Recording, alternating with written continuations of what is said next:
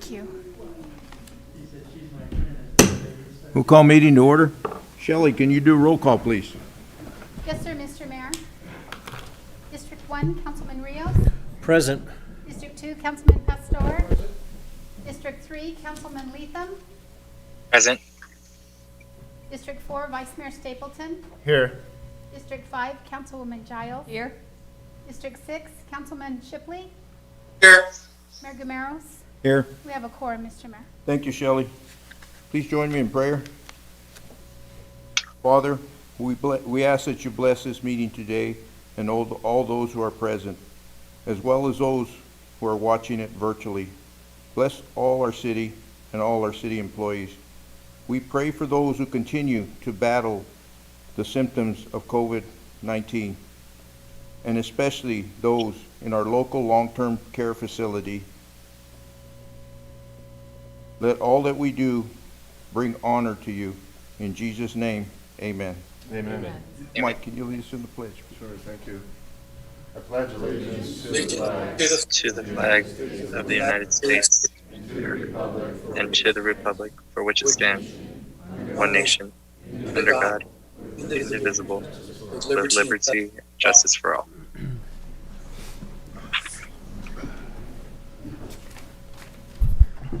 So we have summary of current events, and Charlene, we'll start with you. My phone off, or it's gonna do the singing thing. Maybe go to somebody, oh, here we go, I got it, sorry. Okay, so I just have a few things. First of all, I would like to, call out the gates on North Street. I started this Garden of the Month to just acknowledge the folks that were really keeping their properties up and doing such a great job. And the Naughty Fox that's at the bottom of the Center for the Arts in that lower level, they donated a gift certificate. And so I used that for this program. So I used that to give to the gates on North Street it's actually for the previous month. So it would have been for the month of September. They're a really nice couple that keeps their property up really beautifully. And then the only other thing I have is the police. So we've had a really lot of suspicious and not so good activity in my district lately. In particular on several streets that connect to mine, and every time I've called, they've come right away, and I've noticed that we've all asked, the neighbors and myself have asked for extra patrols, and they're not just doing extra patrols. There's specific hours. There's 2 parks in my district where there's suspicious activity going on at all hours of the night and day, and the highly suspicious activities going on in the middle of the night. And we kind of watched, the neighbors and I all got together and kind of watched what was going on when, and we gave the police officers the times, and they've been just diligently patrolling, even with spotlights. I'll see them at 3 o'clock with the spotlight, and they're going up and down the roads and looking. So it's deterring, it's working. It's deterring the foot traffic. It's deterring the individuals that are at the parks.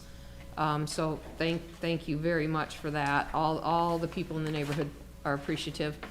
And then, I'm sorry, I apologize, I don't know the sergeant's name, but I was at the Traffic and Code Enforcement Court today just to observe. And the sergeant that was not Verdugo, the other one. Overton, thank you. So Sergeant Overton really needs to be acknowledged. He did a really good thing for a young man today that had no previous violations and had never been in any trouble. And he suspended the speeding ticket if he didn't do it again in the next 6 months. And that young man was just about in tears because he explained that he had just turned 19 and had a very low paying job and certainly couldn't afford his insurance to go way up. And he wasn't a whole lot over the limit, but he was over the limit. And that was just a very kind thing of Sergeant Overton to do for a young person in our community. So he needs thanked for that. And that's all I have. Thank you, Charlene. Jesse? Thank you, Mayor. The only thing I really have to do is I'd like to thank Supervisor Woody Cline. He teamed up with the Cobra Valley Youth Club this last week and making sure that those kids that are quarantined at the Alternative Care Center in San Carlos were able to get toys and games that they were going without. So I just like to give that thanks to Supervisor Woody Cline. And that's all I have, Mayor. Thank you. Thank you, Jesse. Fernando? I don't have that much, but I'd like to wish my wife a happy 30th anniversary. Can't believe she put up with me that long, but it's been a blessing, and I'm very grateful to have her. So thank you, Mayor. Thank you. Mike? Mr. Mayor, I don't have anything. I've been hunkered down, and so Thank you, I Mike. don't have much to. Freddie? Thank you, Mayor. Well, first of all, I want to say congratulations, Fernando, to you and your wife on your anniversary. 30 years is a long time, and I'm sure you're going to keep going, so congratulations. One thing that I have, I guess we'll call it voluntold in a way, but we'll say volunteered, but I volunteered to be placed on a board of directors for the Cobra Valley Watershed Partnership that's been started here probably a year or so ago, and we're really looking to do some good things, becoming a 501c3, looking for some funding so that we can do some projects in this region. So I'll be, as we move forward, I'll be making some comments about some of the progress that we do. Thank you, Mayor. Thank you, Freddie. Mike? Yeah, thank you, Mayor. First of all, I'd like to thank everybody for their thoughts and prayers. I don't know if everybody knows I was in the hospital for almost a week. Total surprise. It's just like, you know, a wake-up call for sure. So I just want to thank staff and everybody that thank you for keeping me in your thoughts and prayers. And then I want to have a special shout out to Steve and Charlene Giles. They know what I'm talking about, so I really appreciate your help, Charlene. So thank you. And then I wanted to do a shout out. Nobody from the hospital is here, but again, a personal experience. I've heard stories since I've moved here. Don't go to this hospital. It's a mess. Always go to the Valley. Wrong. I went in Thursday evening and got out Tuesday evening, and nothing but top notch all the way. All 5 days was perfect. Good. In fact, one of the mornings, I had several monitors hooked up, and my heart monitor was on. And I guess I rolled over and pulled the cords off. 5 nurses came storming in. My God, he flatlined. You know, it's like, what? It was like 3 in the morning. So, but top-notch, first-class place to go. So, if you ever hear anybody say bad things about the hospital, correct them because they're wrong. And then I'd like to give a shout out to Captain Bracamonte. He celebrated 24 years with the Globe Fire Department in September. It was 19 years as a fire marshal, which he still is, and then 14 years as a canine handler. So I'd like to just give a shout out to him. And if you do see Joe, just say, hey, thanks for all your hard work. And then I want to give another shout out to PD. Again, while I was out, Sergeant Overton again was doing a little extra patrol in my area, and he noticed that my front gate was open. So he took the time out, parked his patrol car in the street, did a walk around my property and stuff, and made sure everything was cool. So make sure, I bought him breakfast the other day, so give him a pat on the back too, for me if you would. So thank you. And that's all I have, Mayor. Thank you, Mike. It's good to see you back, too, after your encounter there in the hospital. Thank you. You bet.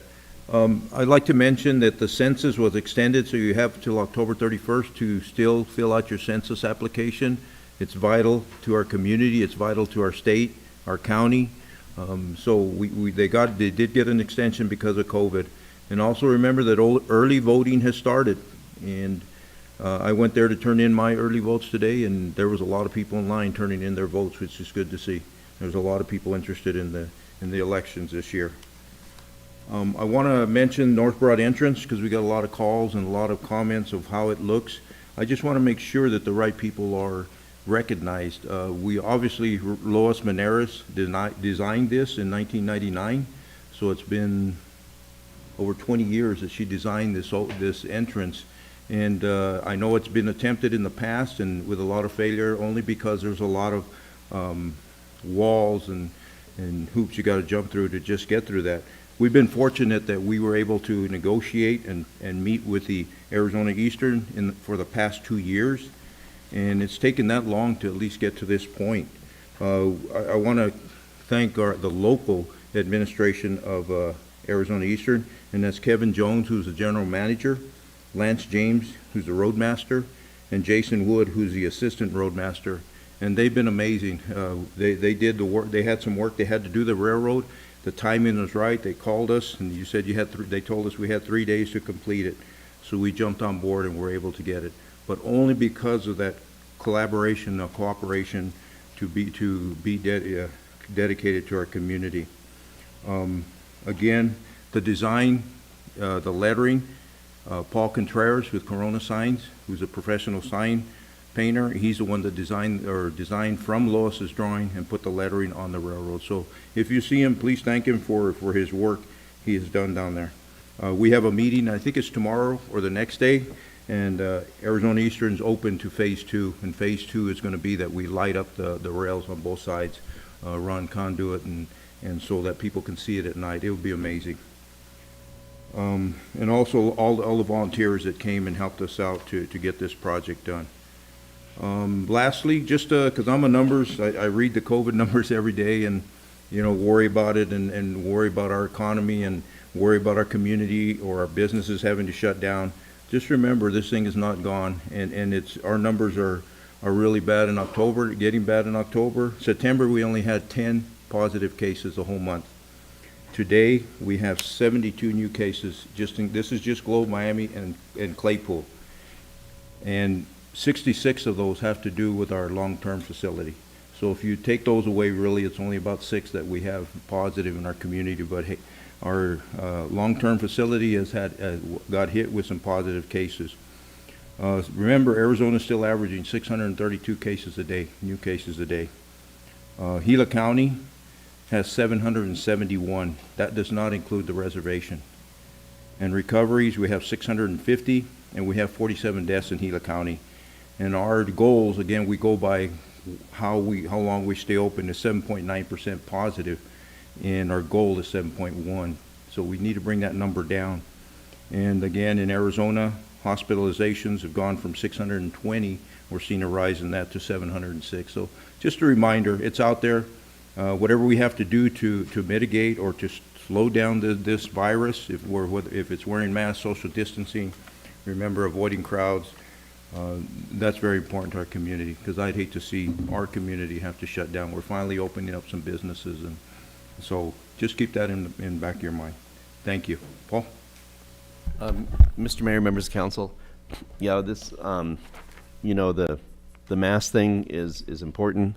I'm finding myself forgetting to take it off more often, and so you see myself walking around alone and everything. But it's not that big of a deal.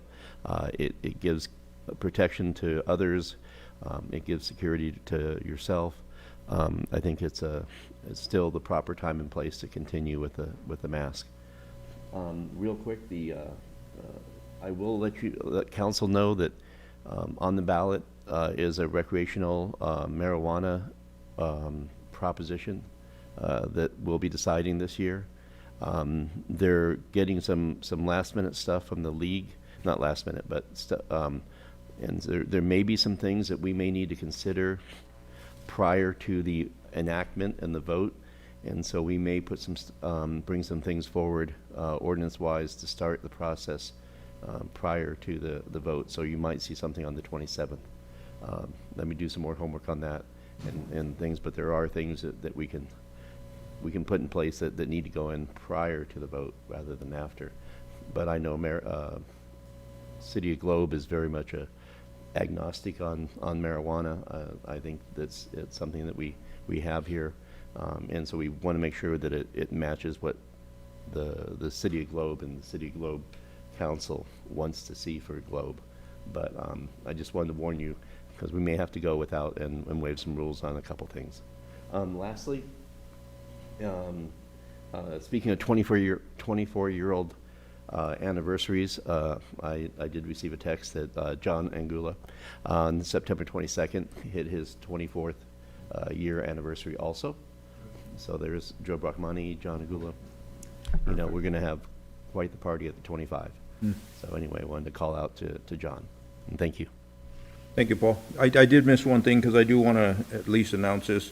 I'm real impressed. We have a totally new Historic Preservation Advisory Board, and man, the enthusiasm I see there, I attend their meetings, and they're just eager to get going. And they're going through the design process of all the guidelines and policies of the historic downtown. They're developing a welcome brochure for all businesses in the historic district. So we're going to see some good things, and they are really excited, and it's good to see that enthusiasm. We've had numerous meetings.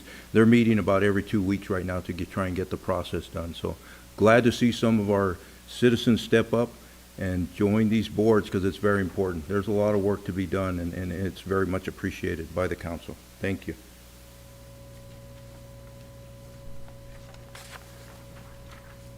So next we have our first call to the public. And this is a time when a citizen can speak to the council. Comments will be addressed to the council as a whole. Council is prohibited from responding to any comments, but may direct staff to follow up. You can call in at the cell number, and I can't remember that, or email at council@globeaz.gov. And what's the cell number? 928-200-0154. Okay. Or if anybody is present in the chambers here and wants to speak, make sure you fill out a speak card. Also, you may fill out a speak card to talk on an item that's on the agenda, and on those we can respond to you. So either way, email, phone, or in person here. Do we have any emails or comments? Yes, sir, Mr. Mayor, I have 2 emails that I'll read, and then I have 2 phone calls that I'll place. Okay. So our first comment comes from Lisa Brazil. And Lisa sent us an email to the mayor and council. And she said, I would like to outline in writing the encounter I had with City Manager Paul Jepson on September 30th, 2020. Before I start with this encounter, however, let me say a few things about our tenure here in Globe. We have been in business for 23 years on Broad Street. Thank you. I am attaching pictures of the Drift-In Saloon when we purchased it, and you all know what it looks like now. We built the Drift-In Saloon from nothing to the destination bar it is today. And Lisa did have attachments, but I opened them and I wasn't able to do that, so I apologize for that. Without us, there would be no Humane Society. The Humane Society previously consisted of Lois Manzano and a couple of her volunteers. We held a Dogtoberfest event which raised tens of thousands of dollars, seed money to get the organization off the ground, then organized meetings to get board established. We also bought the cat house for the Humane Society, renovated it, and sold it to then, at our cost, carrying the note. Without us, there would be no dog park. We saw an empty, unused ball field and convinced the then city manager to have a repurposed into the dog park. In 2013, we purchased Under the Palms. I have attached a photo to remind you what it looked like before, transformed into Farley's Pub. We have worked hard on our own buildings and improving the image of downtown Globe. We have invested hundreds of thousands of dollars and gallons of sweat in this community. We have asked nothing in return, but a little respect would be nice. The lack of support from the city of Globe during this terrible pandemic was disheartening, to say the least.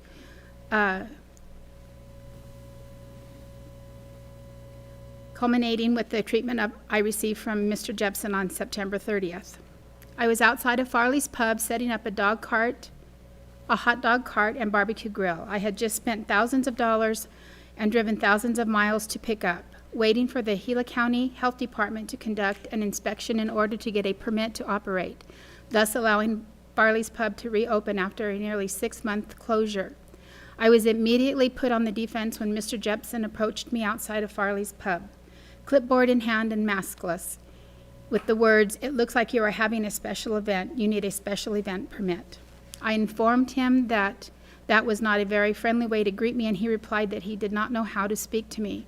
I do not understand where his animosity towards me is coming from. I have spoken to each and every one of you privately or in public, and all of these conversations have been civil and mutually respectful. I thought it best simple to educate him in the common norms of social courtesy, such as, hello, how are you? I'm sorry you've been shut down for nearly 6 months. Is there anything the city can do to assist you? What do you have going on here, etc., etc.? I expected a city administrator to talk to me professionally and intelligently, with perhaps a little compassion thrown in for good measure. I then agreed that yes, it could look like I was having a special event, but asked whether he would like to know what I was actually doing. He had approached me based off false assumptions, making no effort to garner the truth of the situation. He was unprofessional and rude and disrespectful to me as a struggling downtown business owner. He showed a total lack of regard for my situation and no interest in ascertaining the actuality of why I was setting cooking equipment up in the street. He then stated I could not park my hot dog cart in the street. I informed him that yes, Governor Ducey in 2018 enacted legislation that allowed me to park my hot dog cart in the street.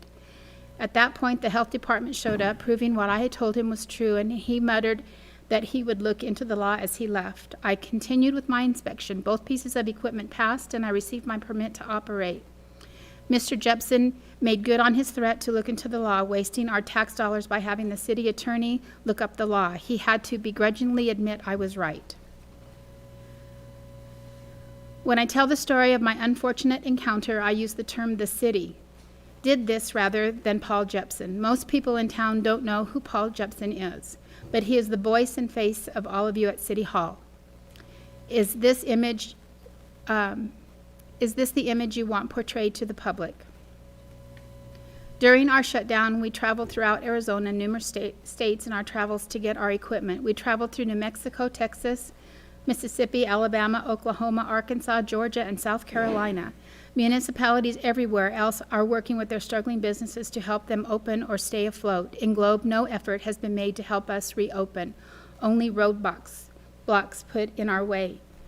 We were excited about the possibilities of reopening with our new equipment and bringing some life back into the withering downtown. Paul Jepson instantly deflated that excitement. In truth, our dissatisfaction with Jepson is only partially based on our own experience. We can take care of ourselves.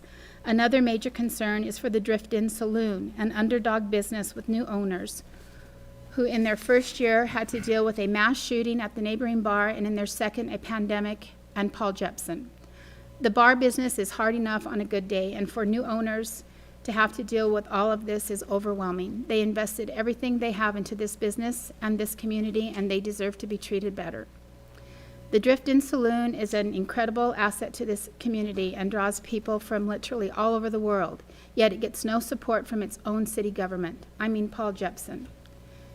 His initial contact with them was also based on false assumptions, not facts. Jepson has made it his personal vendetta to hurt Megan and Josh by placing extraordinary, unfair demands on them when they are hanging by a thread as it is. Why would we want to continue to conduct business in a community that does not appreciate nor support its small businesses, but kicks us when we're down, striving for us all to fail? Paul Jepson, through his actions and words, is spreading the message throughout downtown Globe that he does not care about us. Thus, that is the message City Hall is unwittingly sending. I know most of you truly care about this community. I don't think the negative reputation that Jepson is generating on your behalf is the one you want or the one you deserve. I would welcome the opportunity to speak with any or all of you concerning the failure of our city to empower and support its businesses. Respectfully, Lisa Brazil. Thank you, Lisa, for the comment. I'm sorry, Mr. Mayor? No, I just thank Lisa for the comment, and I will, if you have her number there, I will respond to some of those allegations personally. Thank you, Mr. Mayor. Thank you. The second email I have is from Cindy Phillips, and she addresses the mayor and council. Hello, I am a small business in our lovely downtown district, and I would like to take a moment to address the current situation regarding available commercial buildings in our historic downtown area. As a small retail business owner, I am in the unique position to meet and greet many of our tourist visitors who come to explore the historic and picturesque town. The number one question I always get is, why aren't all the cute little shops open? The answer, because they are not cute little shops, they are storage units with pretty windows. I recently found myself in the unfortunate position of having to move my business after several years in the same location. My search for a new location, while still being able to be on the main street, was disheartening to say the least. Either the buildings are full of stuff with absentee owners, or they are in such disrepair no lender would take the chance. I appreciate that building owners have the right to use their buildings within reason as they deem fit. However, in my opinion, they also have a responsibility to represent these buildings with care and regard to the community, especially owners of the historic commercial building in the historic area. Thankfully, the wonderful people in this town came to my rescue, and I'm in a lovely location now. Towns such as Bisbee, Jerome, Cottonwood, and Williams, to mention a few, were all faced with similar. Obviously, no one has had to face the challenges that COVID-19 has presented to all of us. These communities all share the same common goal to pay homage to their colorful history while creating a viable business district that contributes to the better of all. One suggestion I would like to offer is what is called the storage tax. Basically, any building being used for storage should pay a higher property tax since they are contributing nothing as far as revenue for the city. Once the buildings are offered up at reasonable market rates and open for commerce, the tax comes back down. This is not meant to be perceived as a penalty, but rather an opportunity for all building and business owners of our community to contribute to the betterment of Globe's historic downtown. Thank you for your consideration, Cindy Phillips. Okay, and I have a request to call Adria France. So I will do that. Okay. And Danny, I just dial the number. And they're able to hear, everybody able to hear okay? With the mic, okay. Yep. We just gotta remember, all of us, I guess.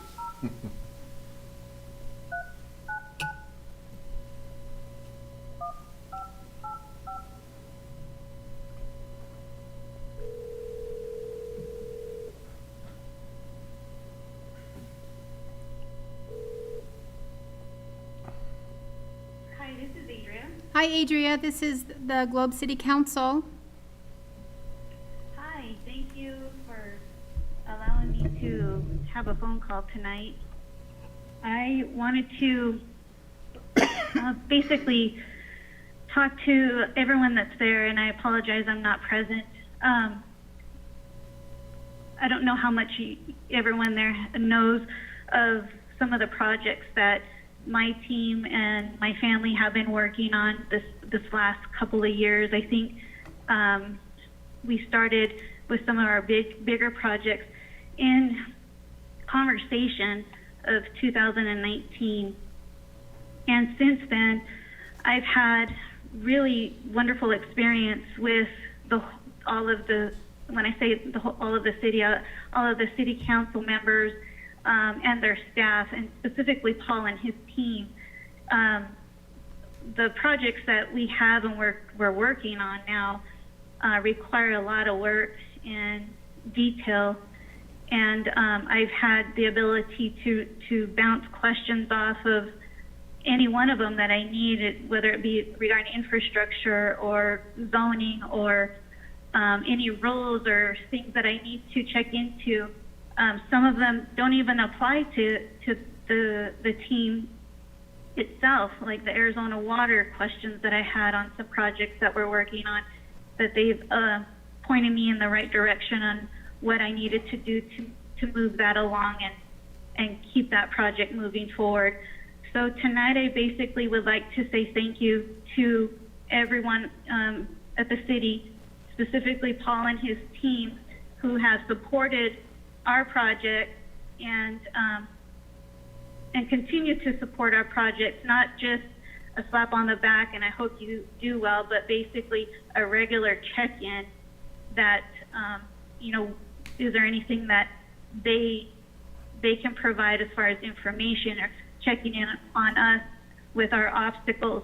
So we really appreciate that, because some of these these projects that I'm speaking of are newer to us as a team, and without their support, it would take us a lot longer to see them making progress. So tonight, that's basically what I wanted to say, and thank you very much for your time. Thank you, Adria. Thank you, Adrian.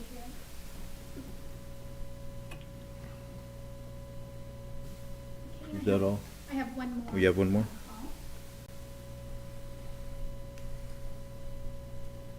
I have a request to call Josh Asanovich. So,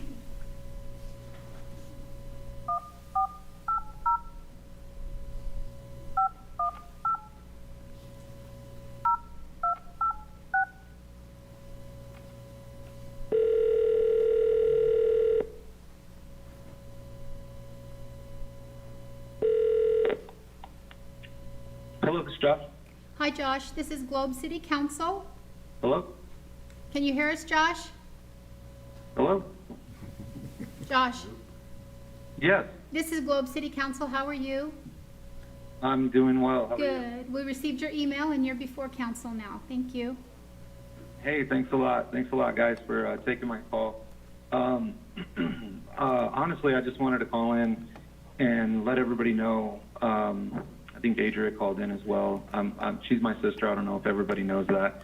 But everything that we have going on up in Globe right now has been awesome. The city council has been great.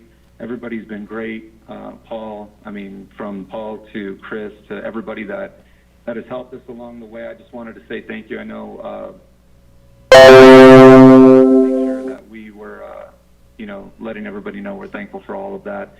So again, guys, we really appreciate it. Paul, thank you. Mr. Gameros, thank you, guys. Everybody there, thank you. And that's really it. We've had a wonderful experience. So. Thank you, Josh. All right. Have a great night, guys. Thank you.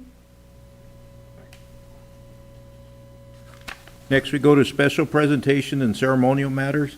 And item A is Gila County Supervisory Woody Cline will present Globe City Council a certificate of appreciation for participating in the 2020 Gila County Youth Program. And we have Supervisor Cline and Kathy Melvin are here. No, you're here. Mayor, Vice Mayor, council members, thanks for having us here tonight. This is really great. I'm here tonight to present to you guys a certificate of appreciation on our youth program. This year is our 4th year of this program, and it was exceptionally tough with the virus. We had over 70 applicants for students to work. Is that better? Okay. So anyway, we had a lot of applicants, and we were able to put on 33, put them to work. In the youth program, we had another small crew that was established in Payson with the Forest Service. We worked 2 or 3 more right there. But it was exceptionally tough part was the virus, and we had some municipalities back out because of that. It's just hard to supervise those students and put them in there. But we're here to present to you this certificate of appreciation to the City of Globe, and it is for that. And it's for your continued participation and support of our county youth. And hopefully we can do it again next year. So if at all possible, if I could get you, Mayor, or the council members, or all of you, a picture with this, can we do that? We can come down below right here if we can, by that table. Yeah, With the mask. you bet. Yeah. I can do that. You can take it, Paul? We'll go in front here, of that table there. This one? Yeah. Come on, Mike, get your exercise. How you doing, Mike? Tried to say hi, but you kept ignoring me.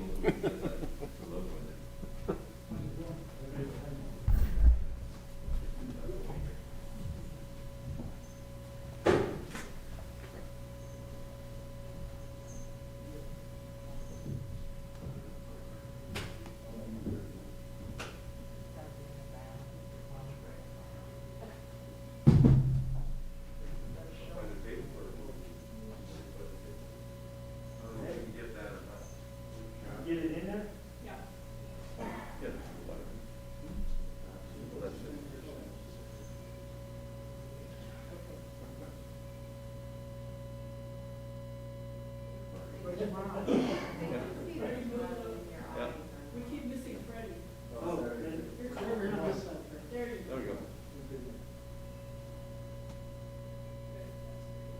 the record, everyone's smiling. We ought to trust us. Thank you, man. Appreciate you guys. All of it. Thank you. Thanks, man. Thank you.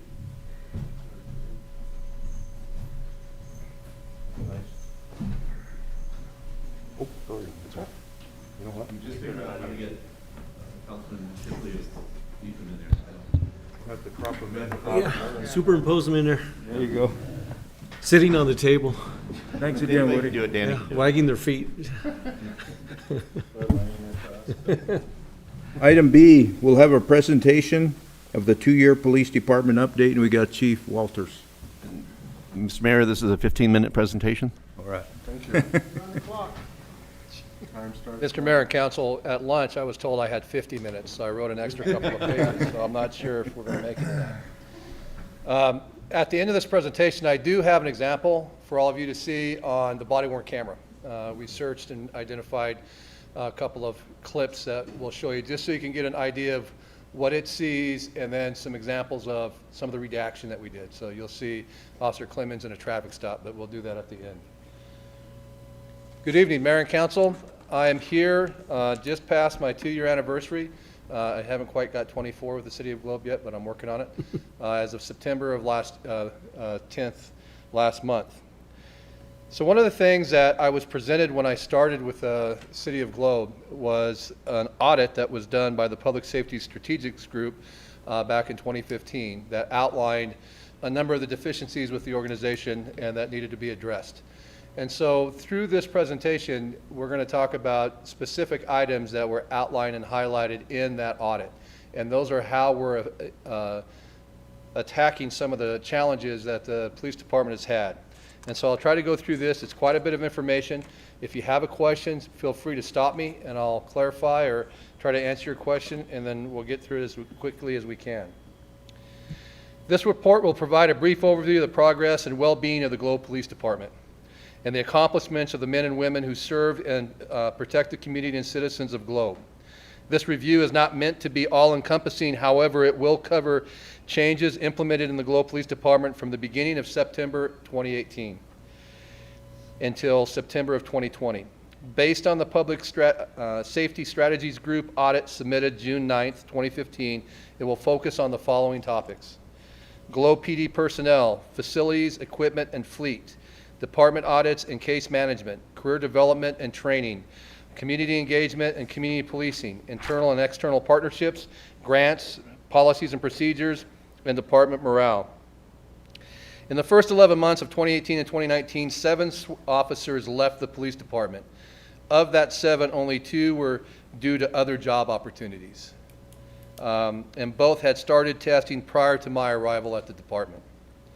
During that same time period, we hired 11 sworn personnel and made 7 promotions, both in rank and position, for the net increase of 4 sworn officers. We sent 3 new hires to the police academy. Those 3 employees were the first to attend a police academy through the City of Globe in over 4 years. During the period of September 2019 through September 2020, a total of 3 additional sworn officers completed the police academy, to include Natalia Lomahoma, Andrew Madrid, and Matthew Ortiz, all 3 of which are from the City of Globe. We had a focus on identifying people from this community to try to get them into our program and become part of the Globe Police Department.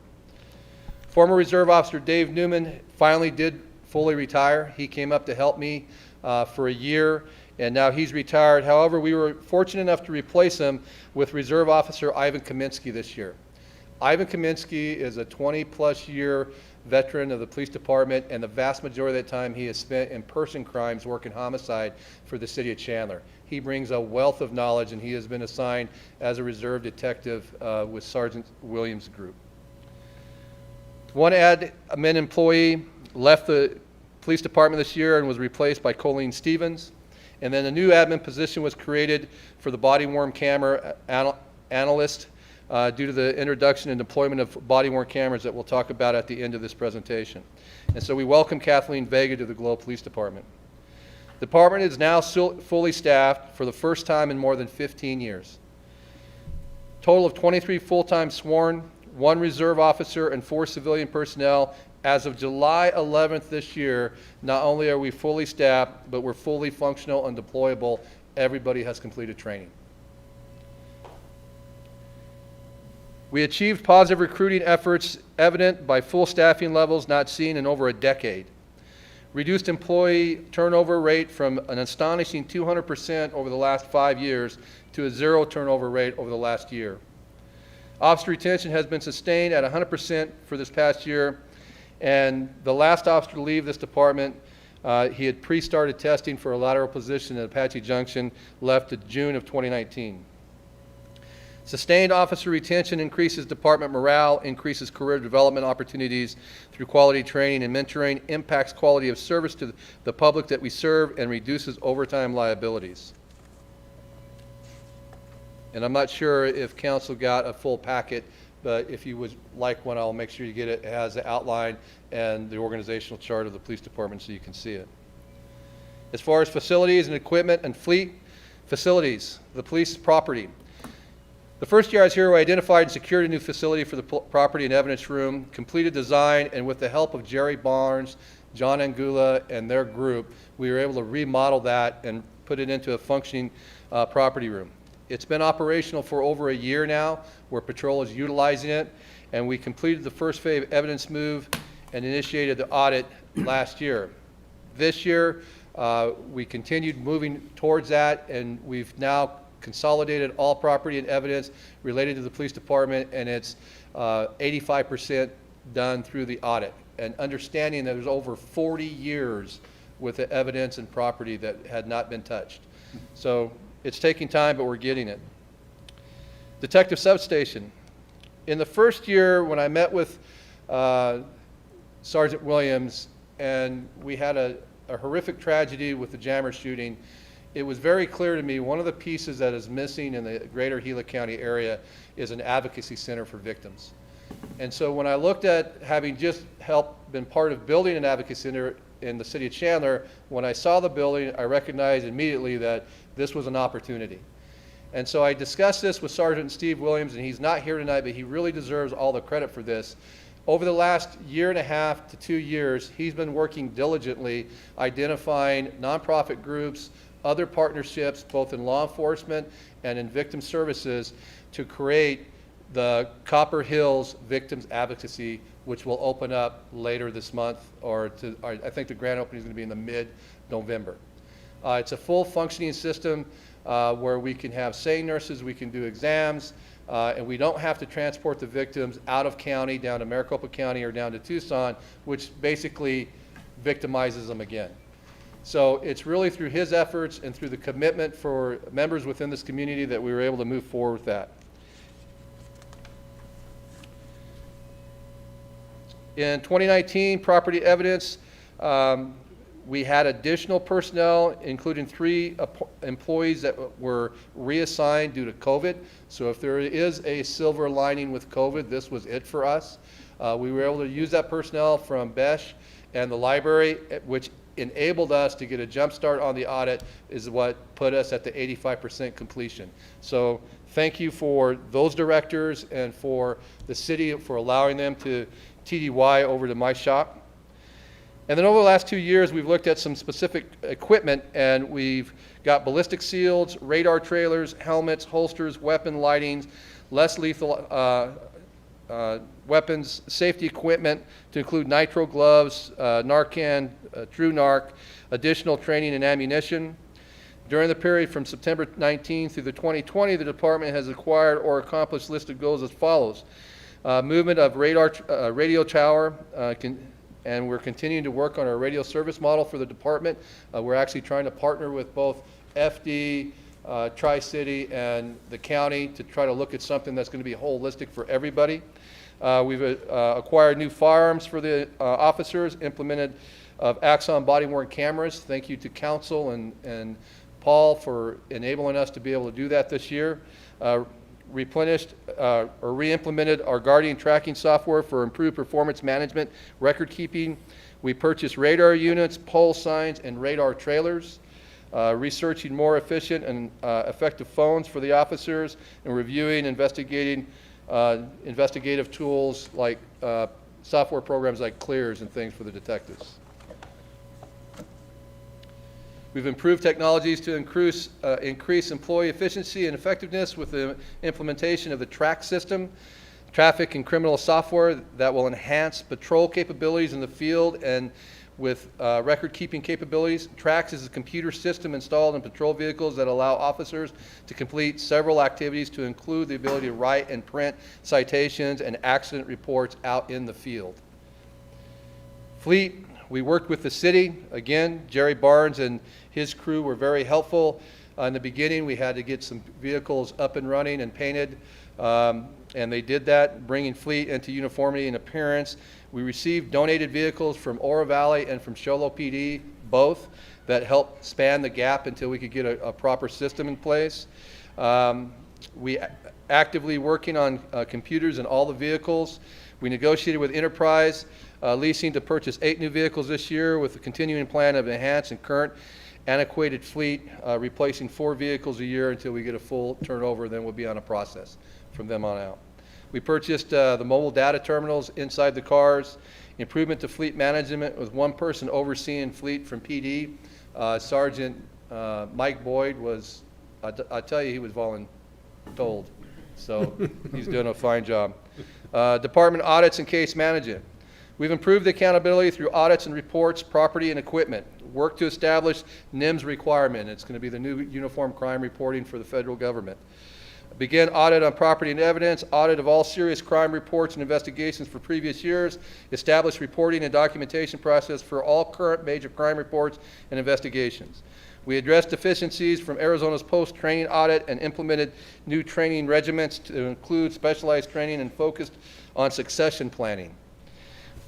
We did an audit of sexual assault kits when I first got here, and made sure that we were compliant with DPS and submitted a report. And then we've done a fleet audit and a weapons audit. We implemented training for all personnel to increase professionalism so each employee can meet higher standards. Partnered with FD and participated in active shooter training in October of 2018. We followed that up with an actual active shooter training here in October of 2019, where we had Chandler SWAT members come up and put on a couple-day course for us. FD partnered with us. They attended the classroom section and observed the practical sections. All staff are up to date on annual training, and nearly each officer has received the opportunity to attend more technical training. Aside from the typical training, specifically some of the trainings include Northwestern School of Command. AJ Castaneda was able to attend that last year. Child abuse training, Detective Turan. Gunners Off a Highway Safety Conference, Officer Perez. General Instructor School, Officer McCall. Rifle training, Officers Cochran, Perez, and Clements. Intox training, Officers Clatterbuck, Hernandez, and Reynolds. School Resource and DARE Conference, Officer Verdugo. Basic Criminal Investigation School, Officer Clements. Homicide Investigation Conference, Detective Sergeant Williams and Detective Turan. FBI Conference, that's the LEADS program. It's a 3-part series for new supervisor. Sergeant Haynes, Sergeant Williams, Sergeant Meintzer, and Sergeant Boyd have attended that. IACP Conference, myself and Sergeant Haynes attended last year. And then Patrol Rifle School, all patrol officers have been through that school now. Is that my warning? I didn't see a flag. Timing, Dan. Pretty good, Dan. 3 minutes left. Community engagement and our engagement in community policing. We created a school resource officer this last year in partnership with the Globe School District. We developed an Explore program. We implemented a security action plan with stakeholders from Globe and Miami High School for the annual Globe Miami High School football game and the rivalry of the week leading up to that. We implemented security and traffic action plan for the annual Christmas light parade, working with to do a reroute of the parade. It worked out swimmingly. And most of all, we've just been more involved with community special events in the community and have a larger presence out there. We've established a strong working relationship with all other city personnel. We had the bicycle rodeo last year. Continued partnership with community groups, business leaders, and nonprofits, meeting with the community leaders, business leaders, faith-based leaders, and Globe School Superintendent. Service projects, the police department itself has been putting together service projects. One of them was the bike rodeo last year, but they also raised money and funding for gifts for needy families and needy kids last Christmas, and they're already working on another way to do that again this year. Enhanced crime prevention focus on addressing drug activity in the community through enhanced drug enforcement efforts due to the trend of counterfeit oxycodone pain pills laced with fentanyl being sold in this community and causing both medical and fatal overdose situations. Globe officers have removed 1,000 fentanyl pills from this community through a concerted effort over the past year. Thank you to all the officers, but especially to Cody Hudson and K9 Aries. Continue to build up upon strong partnerships with local, state, and federal policing partnerships to enhance effective policing service with community, foster positive community image and partnership through enhanced social media efforts and modernization and upgraded police department's website and Facebook. That is ongoing right now. Internal and external partnerships, we continue to build the relationships with other city partners. MOU with Globe Unified School District, with San Carlos Police Department, reestablished professional relationships with Gila County SO, Gila County Attorney's Office, Miami PD, San Carlos PD, Arizona DPS, and then overall statewide. Participating in emergency preparedness and evacuation efforts in local community due to increase in severe wildland fires surrounding and impacting our community. Full engagement in emergency preparedness due to the coronavirus pandemic, including the implementation and compliance with continual safety protocols, adjustments as set forth by the Arizona Department of Health Services, the Center for Disease Control, Governor Ducey's executive orders, Mayor Gromero's emergency proclamation, and mandates from the City of Globe COVID-19 command team to mitigate the spread of coronavirus in the workforce and the general public. To date, the police department has been very fortunate. We've only had one positive COVID case, and they've recovered nicely and they're back to work. Continue to build upon strong partnerships with local and state and federal policing partnerships to enhance effective policing services within the community. We look at a number of things, not only information sharing, but possible training opportunities that we can do a couple of different things together. Actively participate in the city-based COVID-19 command team response for development safety protocols for the city employees. AJ's been a part of that since the beginning, and he's heavily engaged. And grants. I want to take a moment and send a special thanks to Alberto Gutierrez, the Director of the Governor's Office of Highway Safety, for his continued support of the Globe Police Department and the community of Globe. This year alone, we have secured 3 grants through Arizona GOHS for traffic, DUI, and tracks. $8,900 for DUI enforcement, $7,400 for traffic enforcement, and just under $15,000 to buy the equipment for the tracks program and the new vehicles. In all, in the last 2 years, between grant funding and donations, we have secured over $225,000 for the police department for various of opportunities, overtime, equipment, things like that. Policies and procedures. We have begun the process of reviewing all policies and procedures to determine suitability for the department.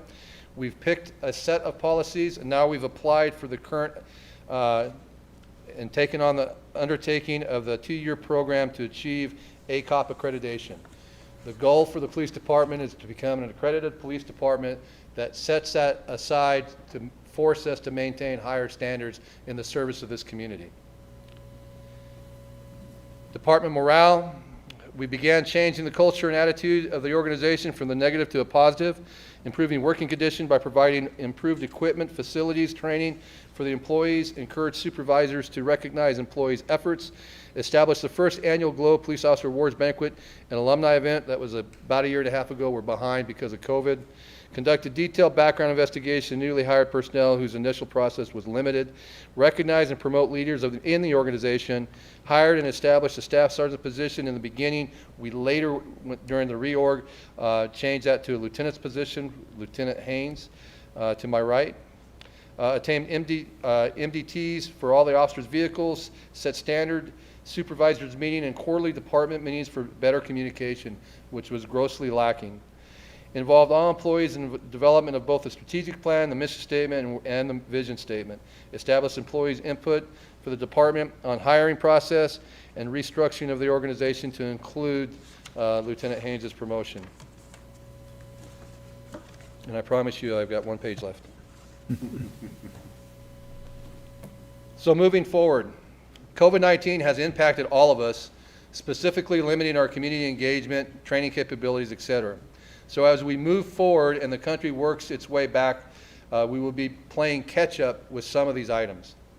We will continue to focus on all the recommendations of the Public Safety Strategic Group audit and its primary topics with some key areas such as the accreditation process. This is a work-intensive project that will take well over a year to complete. However, the benefits to the department, city, and most importantly, the community is overwhelmingly worth it. Phase 2. We are moving forward with Phase 2 of the remodel of the police department, and we hope to have it completed sometime this next summer. Training. Over the next several months, as restrictions allow, we will be sending personnel to training that are much needed and overdue. Supervisor training, general instructor, accident investigation, firearms, and an armor school. Staffing levels. This is a key element that we need to take into consideration and really kind of think about, because one of the problems that the police department has is we're at minimum staffing. So if I lose somebody, and like AJ Castaneda, we know is going to retire next year because he's in drop, he has to. So we know up to 5 years in advance what his drop dead date is for him to leave. It takes me a year to go through the process to hire somebody. So some of the things that some agencies I know and I've been with have done, if we know that we have someone leaving, we do an overhire position that gives us a year with the goal that they'll be fully ready and functional police officer by the time that person leaves, and then there's just a roll-up from within. So it's different ideas such as that. The other thing that staffing levels really have an issue with is morale. It highly impacts because the workload increases. People are starting to do forced overtime. When I first got here, we were at 30% staffing, and these guys are taking upwards of around 300 calls of service a week, and that's pretty steady year-round. So it just beats them up. And then the service capabilities, it truly reduces our ability to be able to serve the community and do some of the things that we should be doing. Something as simple as Councilwoman Giles' request for frequent patrols near her parks become very difficult to do when we don't have the manpower available because everybody's on a call for service. So it's enabled us to do some of those things. And then retention. We lose people because we don't have proper staffing, or we let staffing to get so low, people feel overworked and overwhelmed, and they end up going to some of the bigger agencies. And I will tell you, they're not working nearly as hard as the men and women that are working patrol up here. They're just not. They're good guys, men and women, but they don't have the calls for service that these people do up here. So moving forward, we'll be presenting to, through Paul to council about possibly looking at a couple of overhire positions, which enables us to backfill openings when they come open, and then gives us time to backfill the overhire positions. And I'll lay it all out in a proposal. Any questions on the presentation? Questions or comments for Chief Walters? Freddie? I have a comment, no questions. You know, this is for myself and some other council members that were here a few years back. You know, we seemed like we were frozen in a situation, in a place that we really didn't care to be in with our police department and the community's thoughts about our department. And for you and your team and all the members, all the directors that have helped put this together in 2 years and put us in a place where you just explained very, very detailed is just simply amazing. 2 years, that's lightning speed to get that much work done. It's simply amazing. And Paul, you know, I've got to give you credit for this too. I was in those meetings when we were in dire need for some professionalism. You had the ability to put together a mechanism for this council to look at some quality candidates. And I'm happy that we made the decision that we did, council, those of you that were here. And it's just, you know, hats off to you, Paul, your team, and Chief, all of your staff, from the highest level all the way to, you know, our canine dog. Great, great work. Thank you. Thank you. Ready? Charlene? I have a comment. So I was here the night that we interviewed you, and I said, well, I'd be hiring that dude right now. And I meant that then, and I'm glad we did, and I mean it now, because you're what a good leader is. That's why you have the following that you have with your employees. And now we see smiling faces. Now we see the officers with smiling faces, and they're glad to come to work, and they like their jobs, and they're treated well, and they're treated with respect, and that's why we have the police force that we do.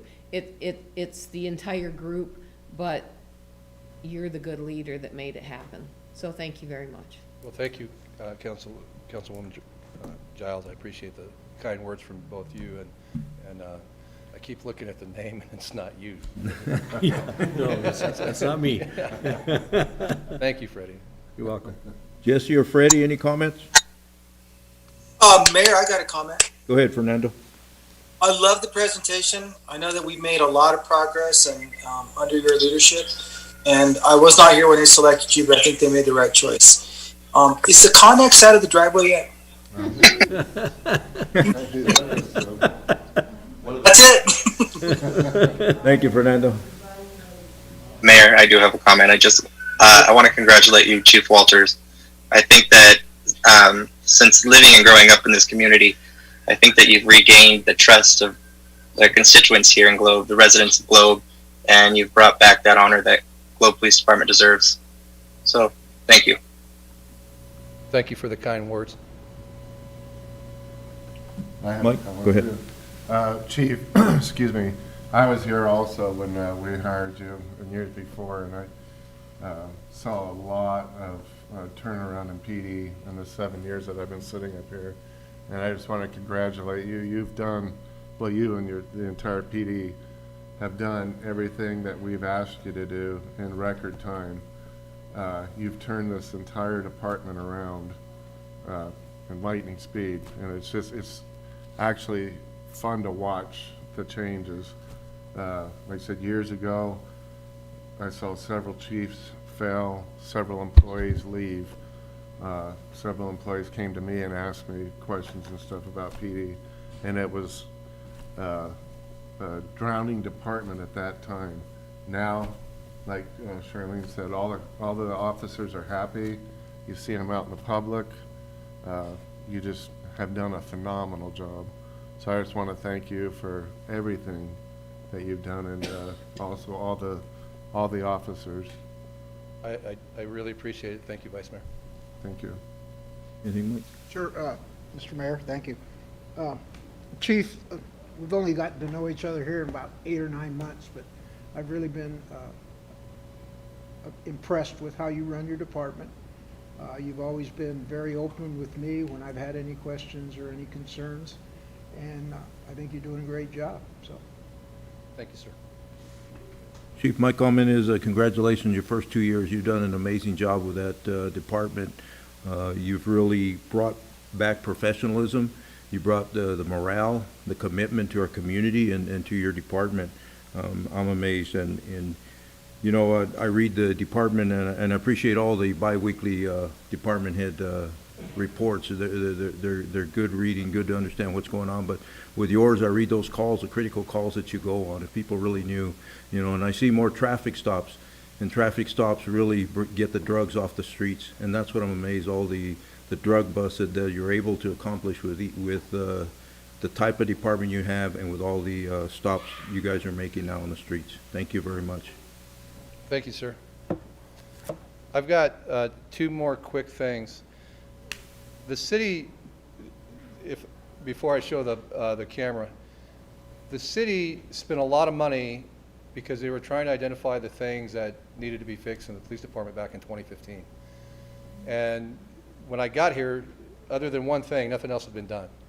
So what I asked Paul today, and I told him I was going to bring it up in council, is when we get done with our accreditation process and we get certified through the Arizona Association of Chiefs of Police and we become accredited, that gives me enough time a year and a half from now to get the other things that I need to get in place. Not that we're not going to rest on our laurels on this, but we'll get to the point where I would like to bring that group back and have them reevaluate So you can see it from an independent body. The citizens can see it from an independent body, the changes in their police department, because it's truly their police department. And I thought the report was extremely well done when they did it in 2015. They were very thorough in what they did, and we're trying to hit on all cylinders throughout it. And I think it would be hugely beneficial for this body to have that reassurance. You're not just listening to the chief telling you it's done right, you're listening to this independent group that highlighted the challenges before. And then the second thing I would tell you, and probably the most important thing, and one of the biggest reasons I've had the success that I have, it's not just this council from the time I've been here that's been extremely supportive of the police department, it's the leadership in the city manager's office.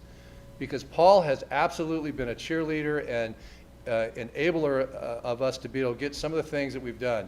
And even when I get stonewalled by Jeannie, he finds a way that I can get some stuff done. Because that's her job. And she does a very good job of it.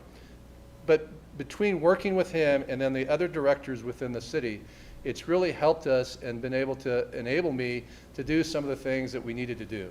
John Angulo and Jerry Barnes have been phenomenal.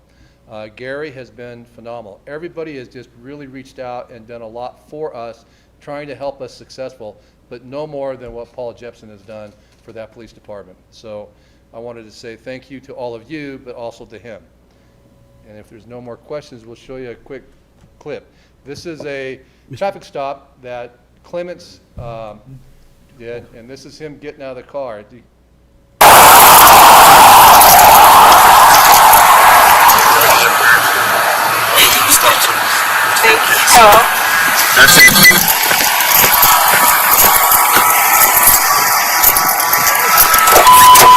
He gave stickers and not a ticket, so that was really good. You gotta stop and stop. That's the whole reason we're hanging out over there. Do you got your license, registration, insurance?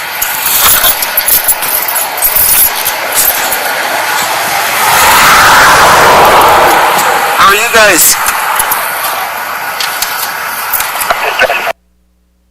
So who says that Captain America cannot be officer friendly? Arizona Charles Henry Tom 4933. Boxes that you're seeing on the screen, that is the redaction program by Axon that enables us to redact this stuff before we release it out, because we have different requirements for different stuff. We looked at a number of different videos, but there are some privacy concerns with some of these videos, because sometimes, like one, we cleared a house on a burglary, and it showed officers great tactics going in and clearing the house and did a wonderful job of doing it, but I'm sure the homeowner doesn't want everybody in the world to see the inside of their house. So we cut it back to this one traffic stop, but that's the type of work and stuff that, and support through this body, we're able to get that equipment, and it's a huge benefit to the organization and the city. So thank you. Any questions? Freddie, I'm sorry. Yeah, thank you.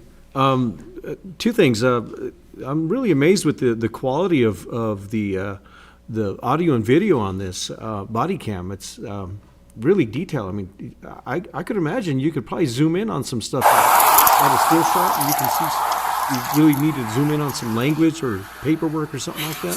And we're still looking at it. And we're still because it's kind of new for us. I've been around it quite a bit, but I've never been the person that had to wear it. We're all kind of learning. And their equipment, Axon's equipment, just technology in itself. I mean, whether it's our phones, the stuff that our computers day to day, everything it's so much faster, so much cleaner, so much clearer. It's just amazing. Yeah. So it's amazing what they do. It is. And my final comment is, or request is, I would like to, if I could, have either a hard copy or electronic version of your presentation. Absolutely. And I've got the most updated one because I added some stuff, Paul. Sorry. Yep, thank you. Thank you, Mayor. Thank you, Chief. Thank you. very much. Item C, we have presentation announcing the City of Globe Employee Engagement Survey to be conducted by Revolution HR Consulting starting October 26, 2020. Mr. Mayor, members of council, I would actually like to ask that we halt on the presentations now and bump us up to 7A with the tolling agreement, because we we need to go into E-session and then come back out and deal with that. And I just want to make sure that we have plenty of time in E-session. And so what we would do is just get a motion to, it would be a motion to go to, let's see, it would be actually 6D, I'm 6D? sorry. That's right. Yeah, 6D. I'm sorry, 7A, it's 6D, and then adjourn into E-session, and then we have members of the audience who are here and are interested in speaking to that, and so we take a hiatus here, go to 6D, do the E-session, then come back and wrap that up, and then pick it back up with the presentations, because I want to be timely, cautious of everybody's time.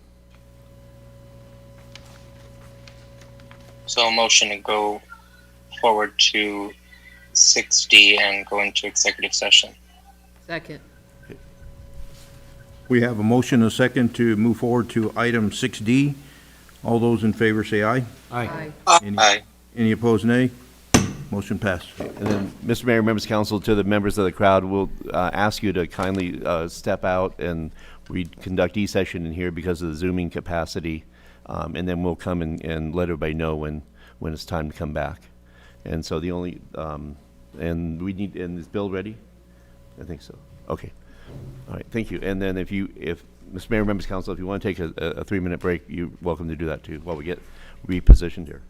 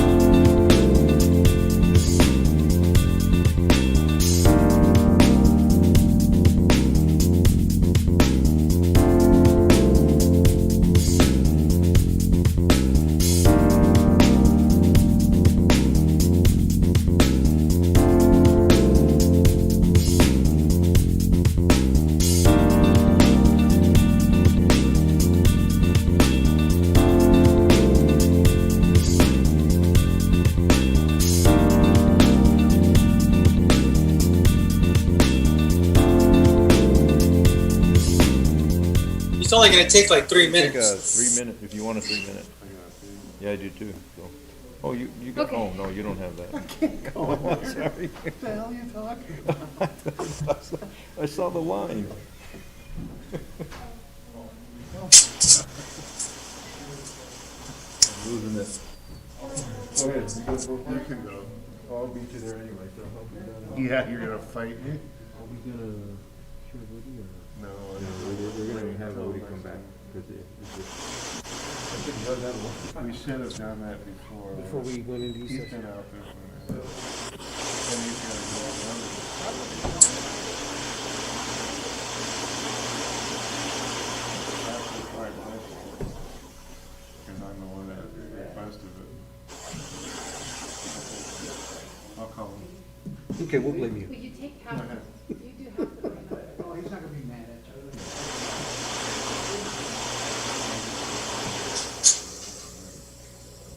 That's what he came up here and said I have to go back Oh, home. he's going back home? Yeah. But then he just made it a whole other hour.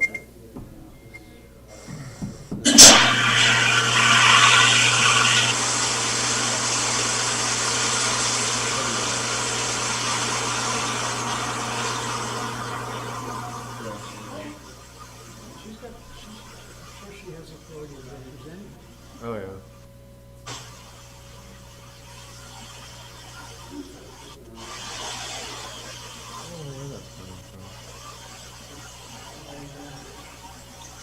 All right. A little bit.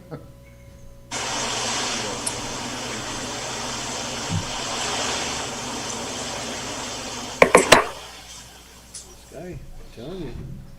You know, Freddie called me that day, right? Yeah. What the hell are you doing? My bike went in at 1 o'clock, no, went in at 7 o'clock, and got out at 1 o'clock.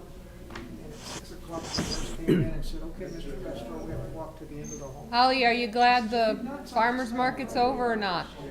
You're gonna walk to the end of the home. She got me up. Oh, man. Oh, Lightheaded, were you?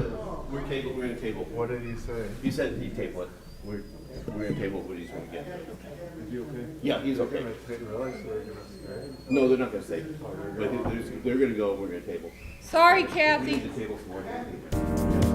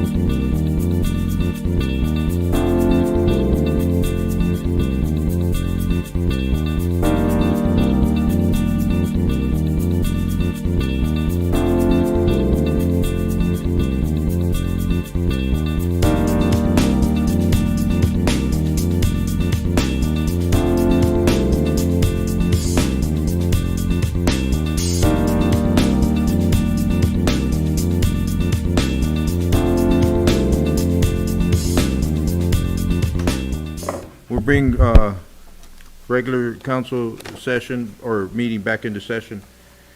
We'll go to item 6D on our agenda, and it's discussion and possible approval of a request by Darlene Jonovich, AKA DJ's Casa LLC, for a tolling agreement with the City of Globe to stay the appeal proceedings to the Board of Adjustments and to toll and extend the statute of limitations. So we're going to open it up.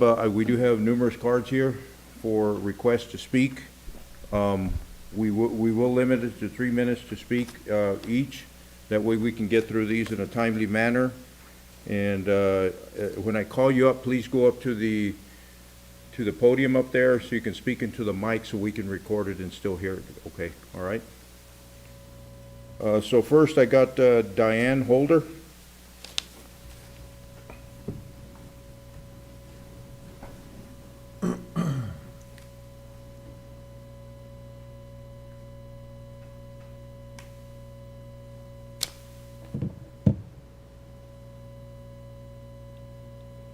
Okay, some of the things I'm going to talk about, I know some of you have already heard, so I apologize if you're having to rehear it.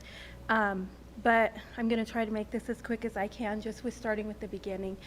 We built a house out on Holder Drive, our first home we built probably about 24 years ago, and we've lived out there a total of about 20 years because we moved and came back. But anyways, the property that Darlene Jonovich owns now was, I believe that house was built in about 1970, originally my husband's grandparents' house, and then it was sold to a relative of Darlene's. So that property has been used as a residential single-family home since it was built in, I believe, 1970. And so this entire time, it's been used as residential. After that property owner passed away, it was vacant for years and it remained in the family. And then after Darlene purchased it, it was rented out. There was a family living in it, and a lot of work going on there, you know, improving the property. And dirt was being pushed, and some of the drainages that caused drainage problems to be on the main road, which us as property owners paid for the pavement of that road. And then after the family that was renting the property moved out, all of a sudden we started noticing signs being down at the highway and balloons and, you know, graduation party, bridal shower, you know, what different events. And to begin with, we thought she was just holding family, you know, functions there. And then eventually we got word that it was a business. And then eventually we got word that that she was told that the property was commercial property, and so she had already been purchased, I guess, permits and stuff to turn it commercial and to put in commercial kitchen and so on. But anyway, so then during this time now, we as a neighborhood with one road, one ingress and one egress, that's 17 feet wide is what the pavement is there. So now we're having parties and events going on with sometimes cars parked along the road. We can't pass each other. We have to pull off. And then at one point she had a, I guess it was a Christmas sale for her church, I think. Anyway, and I'm sure she was trying to help with the traffic, so she had the JROTC there directing traffic, which actually made it extremely dangerous. Us as residents could not get in and out. We were being stopped at the highway. It was backing up some cars at the highway, where when you pulled onto our road, we couldn't because cars were in the way. So anyways, so my point is the property has been in her family for years. So she knows it's been used as residential all this time. She knows that she is paying residential property taxes. And so then when we found out that a city employee had told her that the property was commercial, and so, you know, so then she assumed it was commercial, I guess, without doing her due diligence, because she knew. And nothing against her at all. I don't know her. I've never met her. Nothing against her at all. I mean, I would be happy to welcome her in our neighborhood as a neighbor that wants to use the house for what it's zoned at.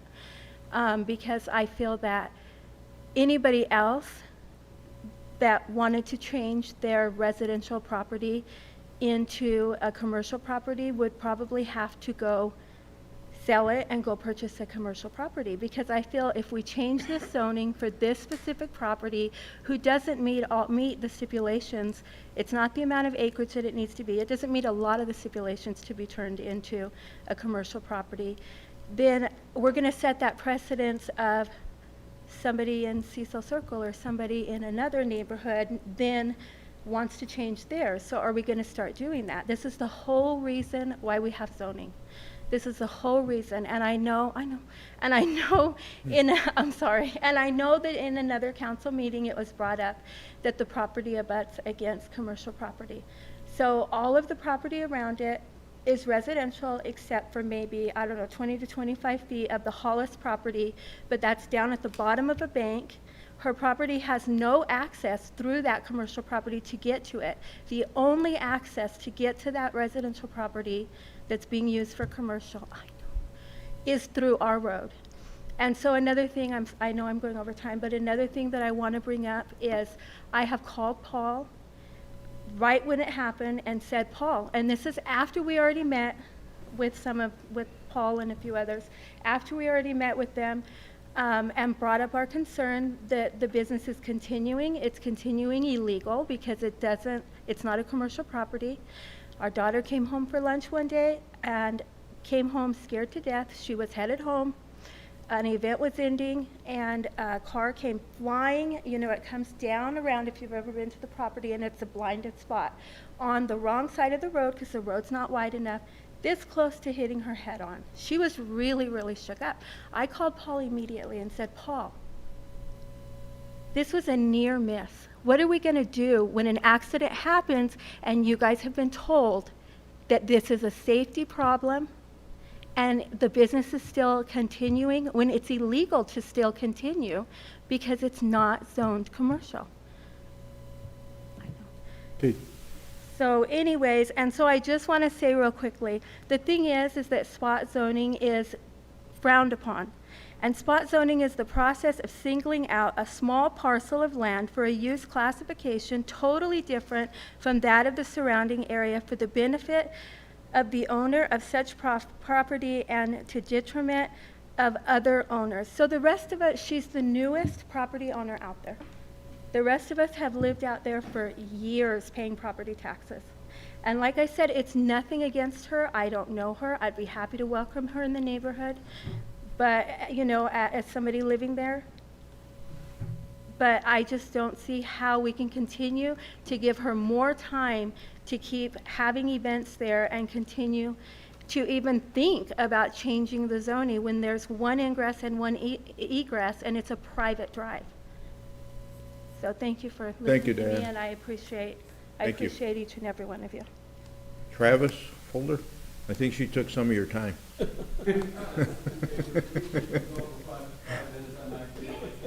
Yeah. I'm just kidding. So I'm Travis Holder. I live out there on Holder Drive as well. Like my wife said, I'm not going to go over all the same details. Obviously, we've been there a long time. I've got a little bit of background in zoning, so I understand a little bit more than the average person. My main point is similar to my wife's. We've lived out there for years. Everybody that's lived out there has always been residential. The day I found out that she was being told that it was not residential, that it was commercial, I went to the county, to the assessor's office. Took me 10 minutes and they said, absolutely, that's being paid for as a residential property, right? 10 minutes. I went home then. I got on my computer. 5 minutes, I got into Globe Planning and Zoning. I looked it up. It obviously shows a picture that it is residential, R1-9. And it's what it showed. That has not changed. 15 minutes of my due diligence told me that what I knew was true. So my point is, this property owner, like my wife said, we don't know her, we have nothing against her. We love to have people in our neighborhood, beautiful homes out there, but we do not want something commercial going in there. This tolling agreement, the biggest problem is they said it was gonna be with stipulations. I really appreciate you guys tabling it. I'm glad our neighbor was here to speak out at the last meeting because honestly, it needs to be tabled. This has gone on too long. The city's known about this for well over a year now. if not more. We don't know for sure. But at the end of the day, it is an illegal business in a residential neighborhood on a residential road. As my wife said, my daughter almost got hit. I mean, that hits home with me. Like, that's not okay. Normally, if your neighbor almost hits your daughter, you're going to go talk to your neighbor. Well, it wasn't her that did it. It was somebody at one of her parties, right? And so we brought this up to the city from day one. This is a private drive. This is residential. Egress and ingress is a huge problem. So what I'm saying now to the council and to the city and everybody's listening to this on record is, and I've said it before, if there's an accident because there's an illegal business that has not been stopped, the city is going to have a huge liability. And there's no other way to look at it, because you guys know, and I'm not saying you guys, but the city knows about this. I don't know how much the council knows, and there's no reason why this hasn't been stopped. This needs to be a cease and desist for this business until it's figured out. And that's why I'm asking you guys to do the right thing, because honestly, this has gone on way too long. There's no reason why this illegal business should have kept going and going and going. There's no reason for it. And all we're doing now is prolonging it. And honestly, like my wife said, nobody else would get a chance to change their property in a residential neighborhood. I mean, typically planning and zoning would shoot it down the minute somebody asks that. They say, no, it's residential. There's a 25-foot part that abuts to Hollis's property. That is C2, I believe, commercial. That's vacant land. That's not even, doing anything else. But thank you for your time. Travis, just one question. So your family owns a road that goes into, that's a private We do not drive? own the road. You do It's not an own the road? easement, and the easement is from somebody that, my grandparents used to have it, but now it's JT Morning Glory is the people that actually have that easement, and probably everybody out there has an easement, but who knows what everybody's easement is. But I can assure you there's 17 foot for a commercial property is not okay. Thank you. Thank you, Travis. Mayor, Jesse, go ahead. I have a question for Travis. Travis, if you go back to the podium. Yes. In talking about it and knowing what is the tolling agreement, if an agreement was to come up, and now I'm not saying that this is what council is agreeing to or not, but if this was something that I motioned to the floor, would it be in favor of a CUP, conditional use permit, for the business to operate and table this going forward for X amount of time, and with a cessation of operating of the business, and then coming back after a certain amount of time when the neighbors and or the business owner have come to an agreement? Well, and I mean, that's something that I probably can't answer. You're probably gonna have to talk to other people, but my honest opinion is, for us, the only answer right now is to not make it a commercial property, because if you do that, will be spot zoning. But if you were to but this would be in lieu of zoning. So we talked about this on the phone, and you were in favor of it. So I just want to make sure that that's still something that is okay to be like a workaround. That's a possibility. I mean, that's all I can say, is it's a possibility, because it just depends on the stipulations. Because up to now, what stipulations there have been next to nothing. I mean, we haven't seen anything as far as enforcement. I understand. Thank you. You're welcome. Thank you. Thank you, Travis. Next I have Lalani Gibson.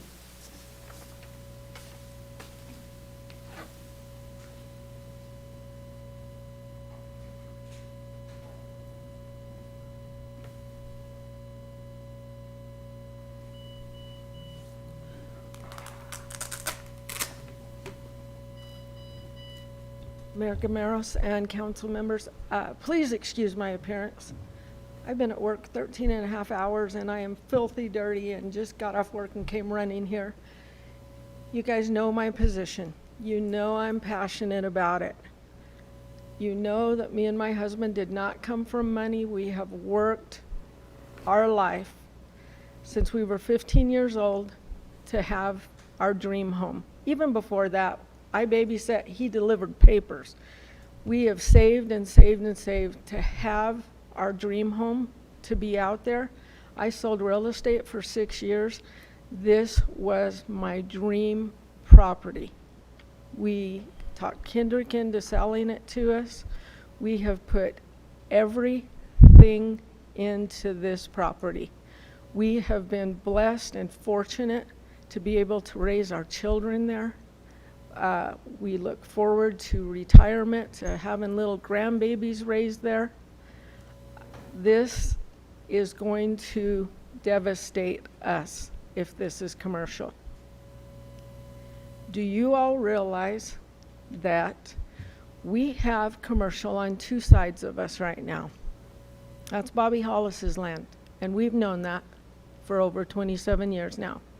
And someday, something will go in there, and hopefully not something that'll block our beautiful view and mess up the tranquility that's out there. If you guys let this illegal thing continue, we're going to have commercial on three sides of us. How long is it going to be before somebody in the city says, what about that one little place right there in the middle of all that commercial? We don't think it should be there. And we've been out there longer than anybody else has been out there. We have poured our life into this. And it's different. She has parties out there, and people think, oh, we're going out to the country. We can do whatever we want to do. We're still in the city limits. Nobody is monitoring what's going on out there. We have repeatedly had one issue after another because they're out in the middle of the country and they can do anything they want to do. Nobody is telling them, don't do this, don't do that. There's no consideration given to us neighbors whatsoever. All of us are neighbors. All of us have a good rapport with each other. She's never tried to be our neighbor. She bought it for a business, and it's illegal. Diane and I have both sold real estate for 6 years. You guys know that. I was for 6 years. Diane's been selling. Spot zoning is illegal, and that's what it is. Thank you for your time. Thank you, Leilani. And Mayor, if I could. Go ahead, I'm sorry. Leilani, I'll defer that same question to you. In talking about a conditional use permit and allowing that business to operate under the conditional use permit and not rezoning it completely, would that be something that you'd be willing to come to the table as well with the city and the other property owners?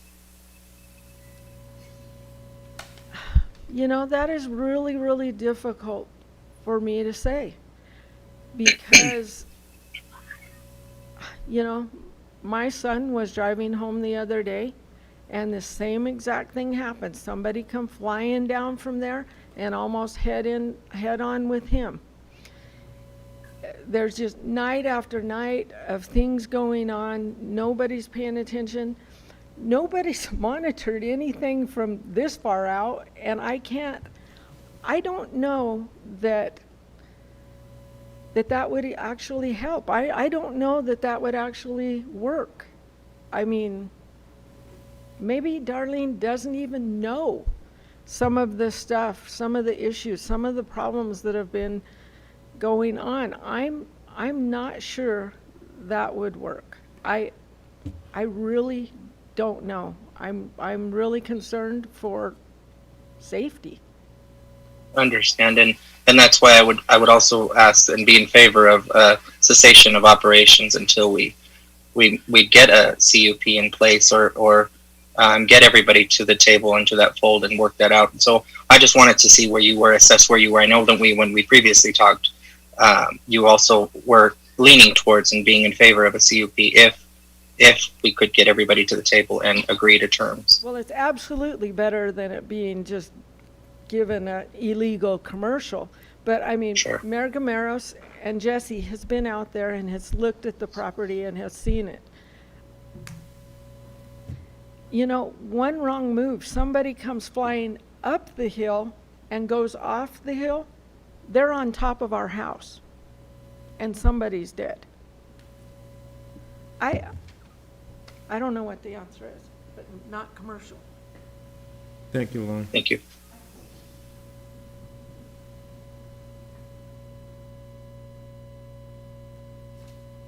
Next I have Daryl.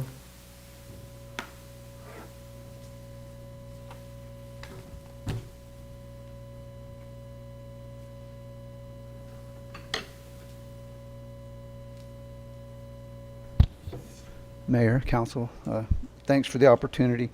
The paper I'm going to read off here is the same notes that I had on our first meeting on March 5th. So I'll make some changes with what we've had here, but I'm going to read off. It's going to sound pretty similar to everybody else's, but we've lived out in this area for 27 years, and it's longer than any current resident that is out there right now. So we built our home to live in, to raise our children, to grow old in. This is where we wanted to retire at. Not make a business out of. We know that, just like my wife said, that the property below us on two sides has been zoned commercial. We've always thought some huge thing like a Home Depot or a Lowe's or something like that's going to be down there. And we've had that in our mind. We know that, you know, we'll fight that battle when it comes to try and get things in a that makes everybody happy. But the whole time we've lived out there, the only proposals that have ever been put on that commercial property have been some sort of residences. You can look back through, there's not one thing that's been on that lower field close to our house and that even borders the one that we're talking about that has ever been proposed as being commercial.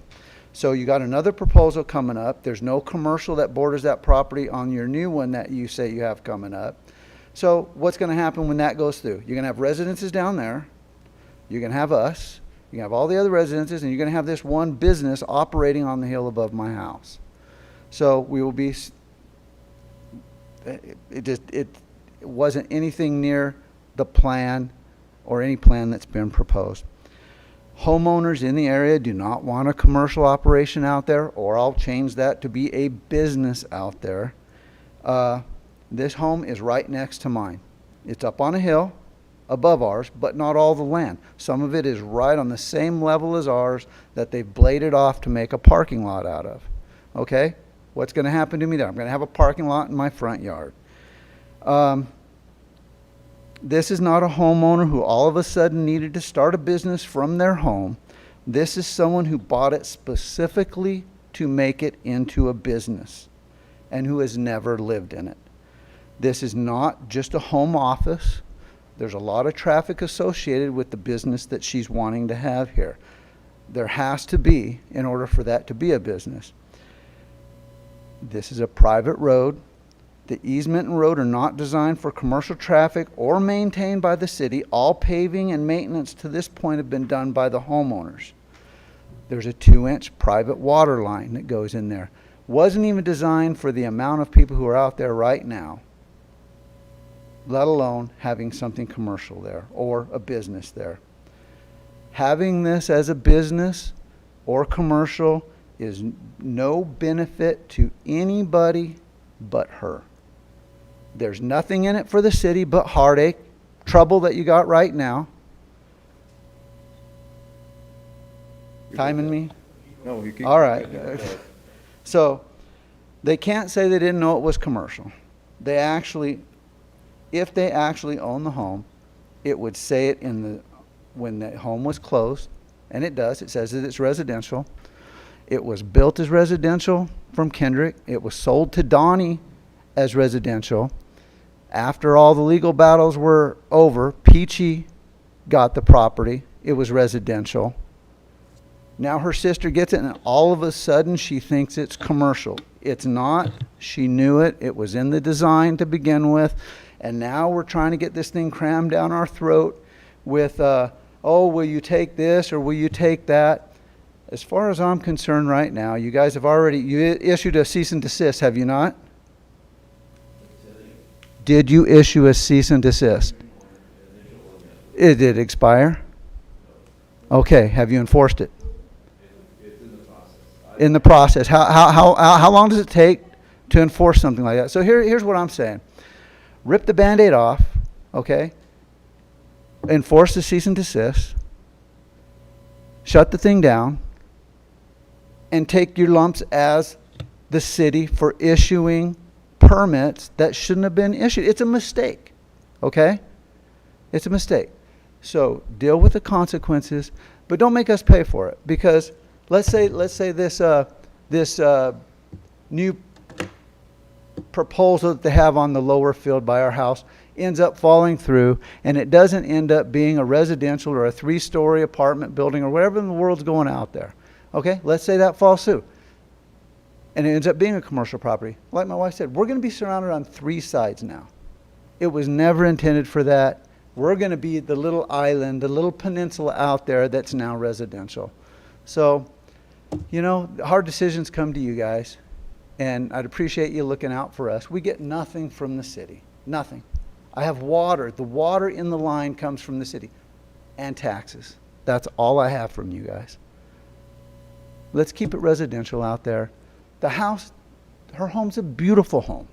There's nothing wrong with it being a beautiful home. It's probably worth a lot of money. She could get that out of it. She could live in it. She can rent it out. But it does not have to be a business. There are other places more suited for a business. That's all I have to say. Thank you. Thank you, Darrell.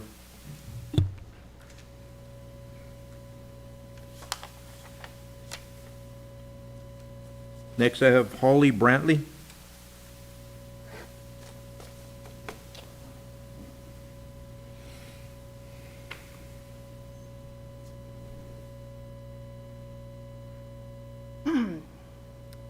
Mayor, City Council, thank you for giving me this opportunity. Council members, when we were children, we lived on the lot that Travis Holder now lives on, in a single-wide trailer. And Aunt Donnie owned the house of which we are speaking of. In other words, that's been our neighborhood a long time. We wouldn't do anything to hurt that place. We are community-minded people. Darlene works really hard to make sure whatever she gets from her community, she gives in return. She did her due diligence. She came to the authorities and acquired permitting and acquired lists of, well, if you're going to do this, then you need to do this and this and this and this.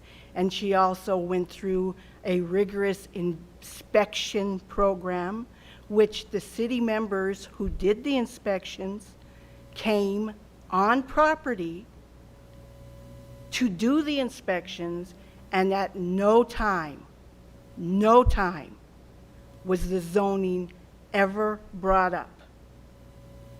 The reason why this is extremely important to know is I myself was also in the septic business, and before I drew up a septic system, I had to go to the county to get permitting. Well, the county always knew whether or not I could put that system there or not. They knew their zoning. She did her due diligence. She came to the authorities. She didn't do anything illegal. She did it all above board. If there is something that has not been done, let's fix it. Shutting her down from all these parties that she's having, I'm sorry, we don't have a party there every weekend. If there are issues that need to be fixed, by God, let's fix them. But as the neighborhood doesn't want to be punished for a mistake, neither does she. She did this out of the goodness of her heart, to give people an opportunity to come together in a homey environment, to have celebrations. And we have celebrations from baby showers all the way to funeral celebrations of life and anything in between. She does this stuff out of the kindness of her heart because people have needs to come together. COVID was tough on all of us. We took your temperature when you walked through the door and made sure you had a mask on. Anytime there became a regulation that we needed to follow, we did it. We're not unlawful people. We don't have the attitude, well, we've got the money, we can do what we want. I'll take you back to that single-wide trailer that my mother lived in with her 6 children, working at a minimum wage job, and back then that was much less than $3. We didn't come from money. We've all worked hard to get where we are. We wanted to benefit our community. This was Darlene's dream to do this venue. She did it correctly. If there's anything wrong with how it's been done, by God, let's work on it. She has commitments that she's made to people. It's not unrealistic to ask her to let her finish her commitments while y'all figure out what went wrong with yours. Now, if you don't know, the neighborhood is supposed to have a neighborhood meeting next week to discuss this. They're all welcome to DJ's Casa, open, and we're all going to sit down and we're going to have a chat with open minds, I hope. And yes, I would like to hear the problems that the neighborhood thinks that we have that can't be solved, because I think they can.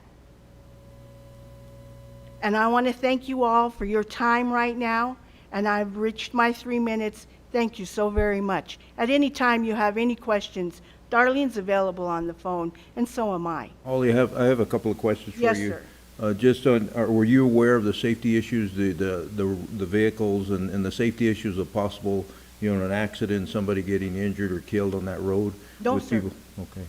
This is the problem. There is no communication between my sister and the neighborhood other than Rose.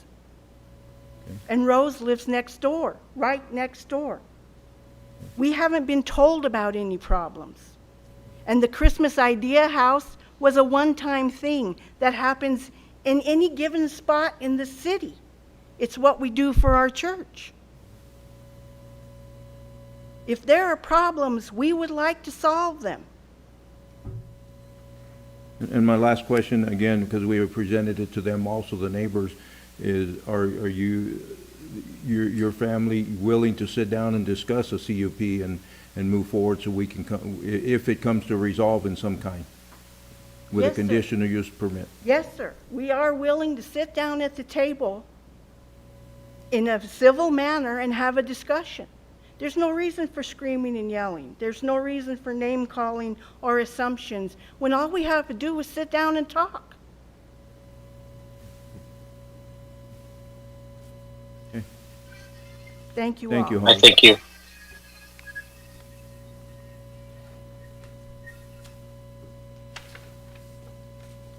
That is, I think that's all the ones. You have any more, Shelley?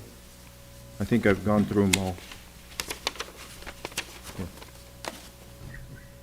Mr. Mayor, Go ahead, if Jesse. you've gone through all of those, I'd motion to table this tolling agreement for no less than 30 days and move forward with giving directive to staff to move forward with the CUP and bringing all of these homeowners and property owners to the table to see if we can't come up with something that'll work other than this tolling agreement.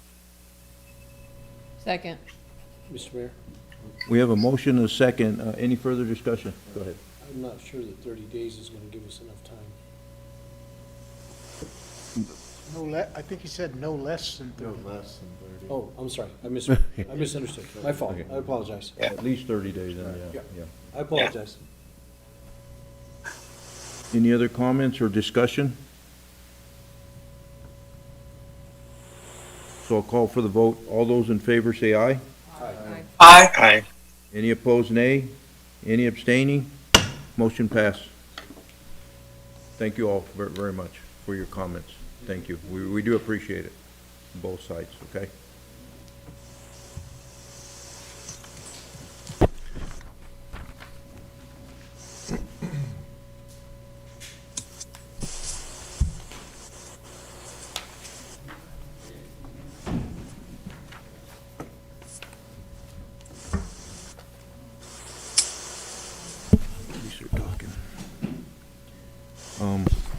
Where are we at?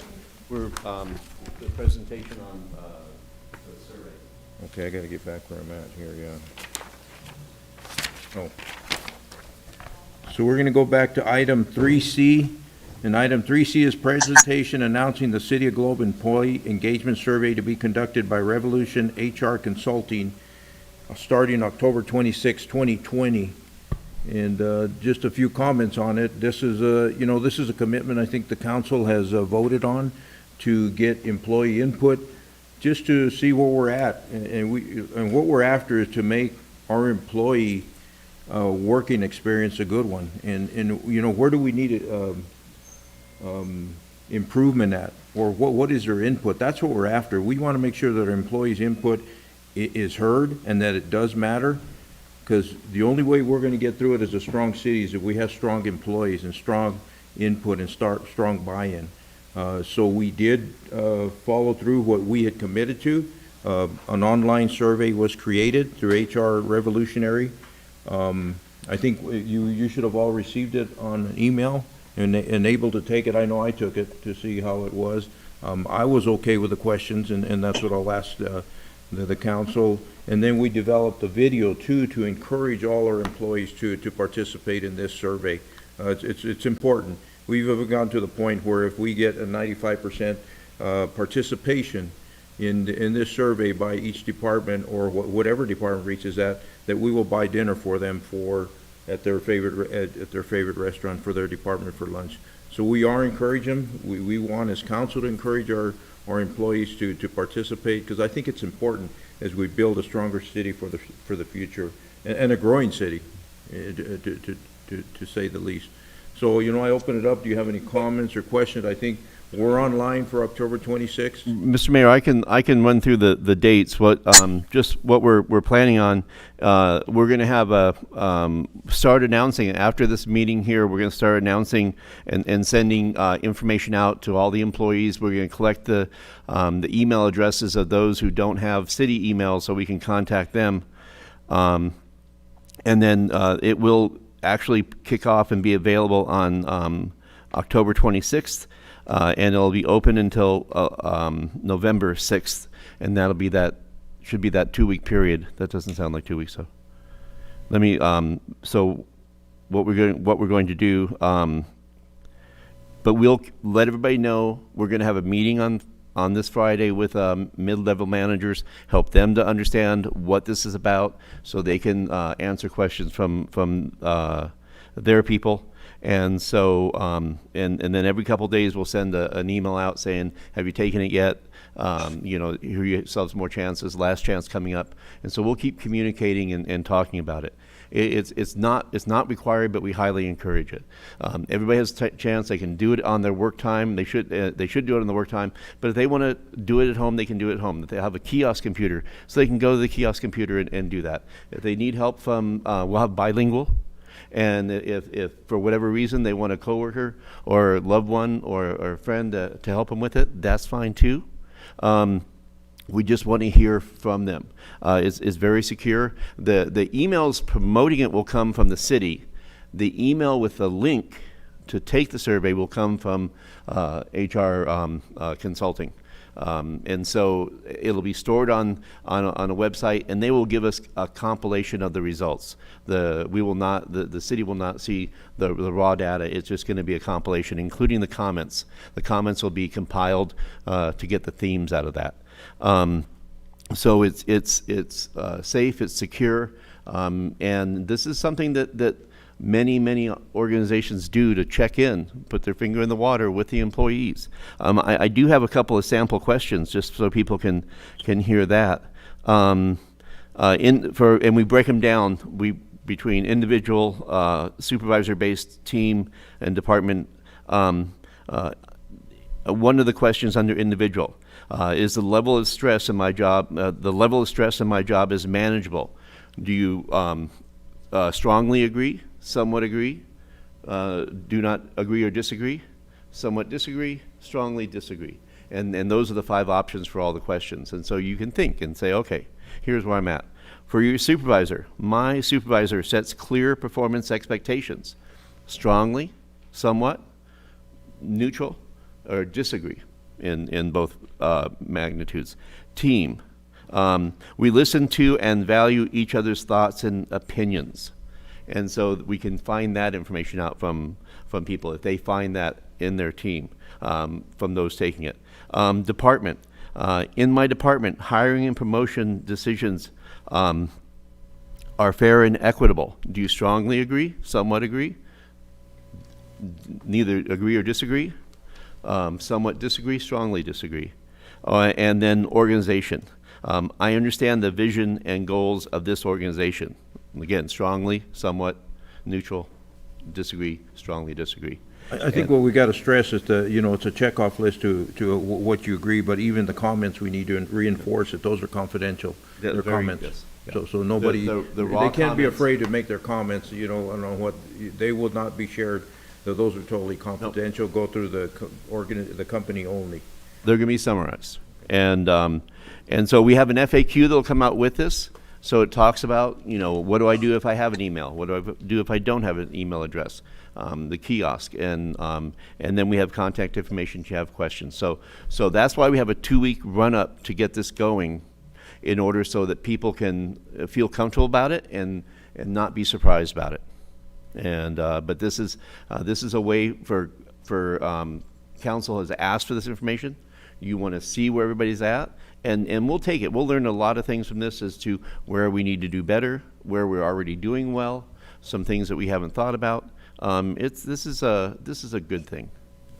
So any comments from council, if you had the opportunity to look at the question survey, Charlene?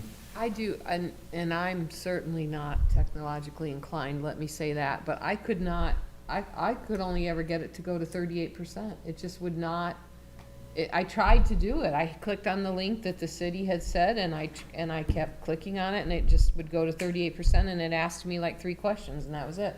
Did you? Get farther than that. You have to answer all the questions. It won't go forward unless you answer all 3. I did not answer the No, questions. I I- was just trying to read the questions. Okay, I that makes sense. was able to go through, because I tried to do the Okay. same thing to go to next. I didn't know. But you it had says you have to answer, I just answered one question to move me to the next. I didn't answer them all. Okay. As long as you answer one question, go to next, because I had the same problem. All right, well, I didn't realize. Yeah, that. I didn't want to answer any questions either, but Yeah. I had to in order to go to next.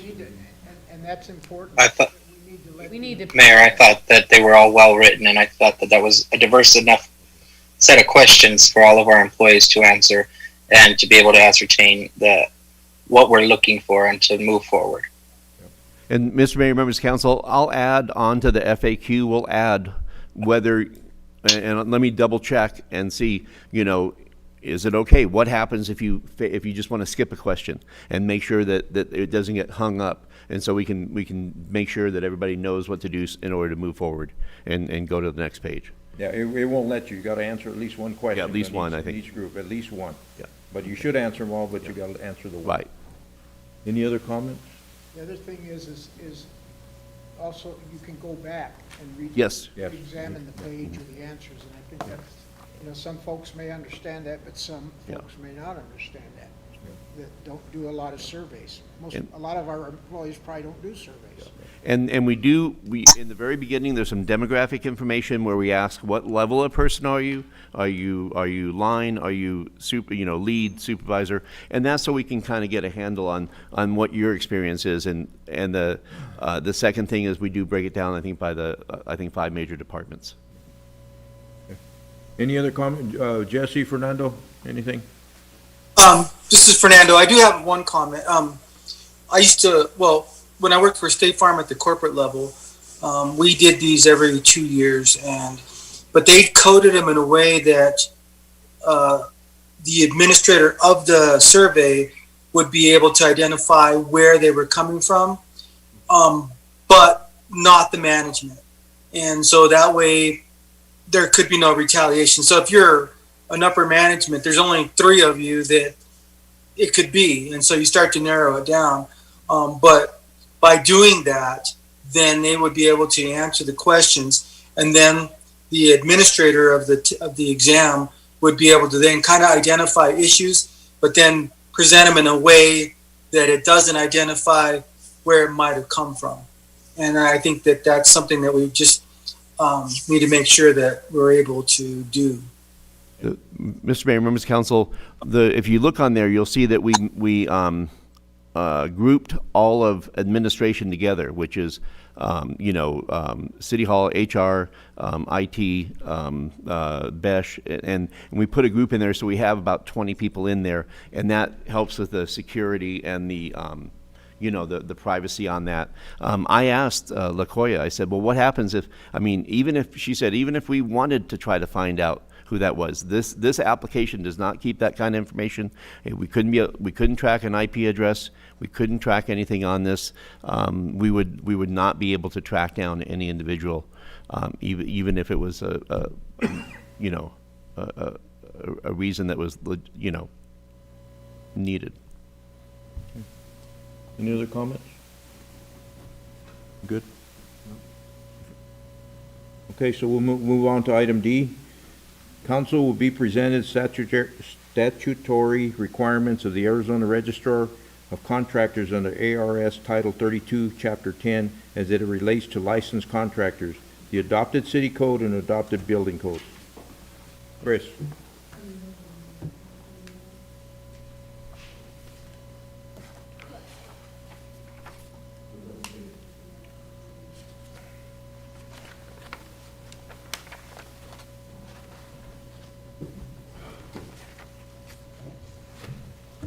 Good evening, Mayor, members of the council. We've been talking about doing this presentation for quite a while now. So this is what we'll be covering in this presentation is Title 32, Chapter 10 of the Arizona Revised Statutes. Why the city of Globe cares if a building owner hires a licensed contractor. When is it required to have a licensed contractor? When is it possible not to need a licensed contractor? When does a project require a permit? And do you need a general contractor? Okay, it's stuck.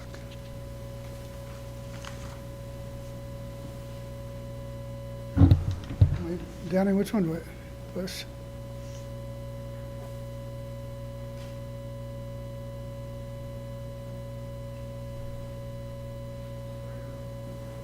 Okay. Why does the city care if the building owner hires a licensed contractor? Section 3211, I'm having a hard time reading it this far away. Yeah, Fernando and Jesse, can you hear Chris? I can hear them, but I can't see the You need to presentation. stay close to the mic. Okay. Fernando, I've had to open up the YouTube channel on my other computer in order to see any of the presentations. Oh, okay. Generally, they can share it so that you can see it, but I've got it on our document, so it's fine.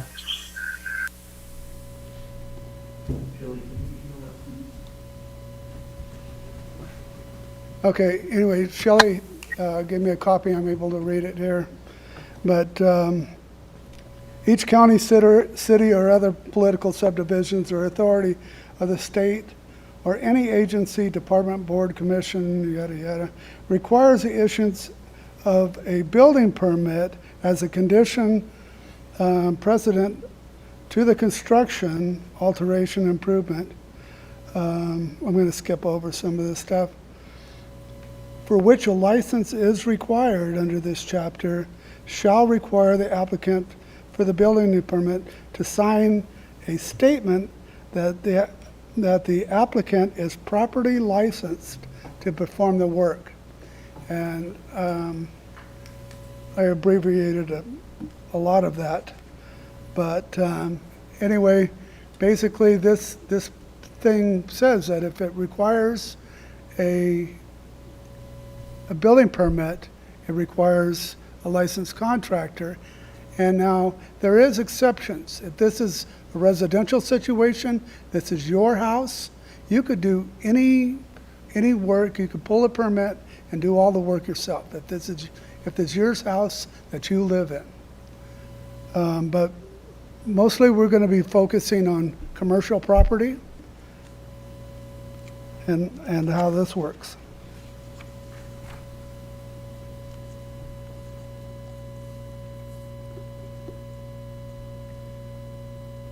So when is it required to have a licensed contractor?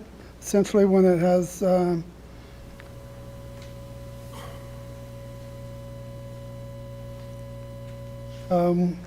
when the exemptions are not met in section 321121, which are the persons not required to be a licensed contractor. And that's also part of that residential stuff. That's also part of when it doesn't need a permit. And then there's, you can do work for somebody if it doesn't require a permit and the value of that work is less than $1,000 for labor and materials.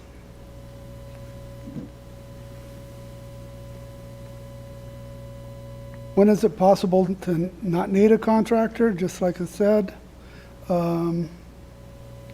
there's many relevant sections. Now you got that big folder at the last meeting when we didn't do this. All these sections are in that folder.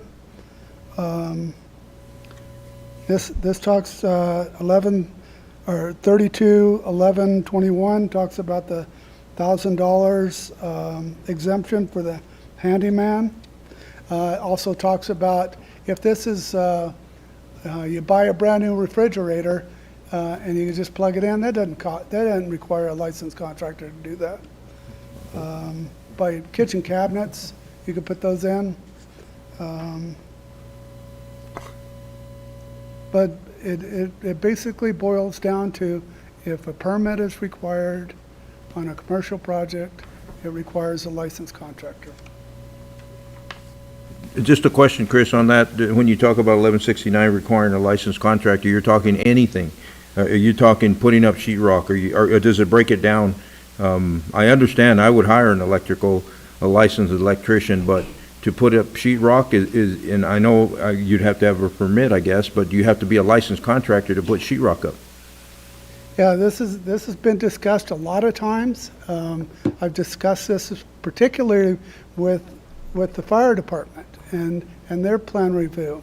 And because in commercial work, sheetrock, more times than not, is part of the fire rating system on a building, and want to make sure that is put it up correct.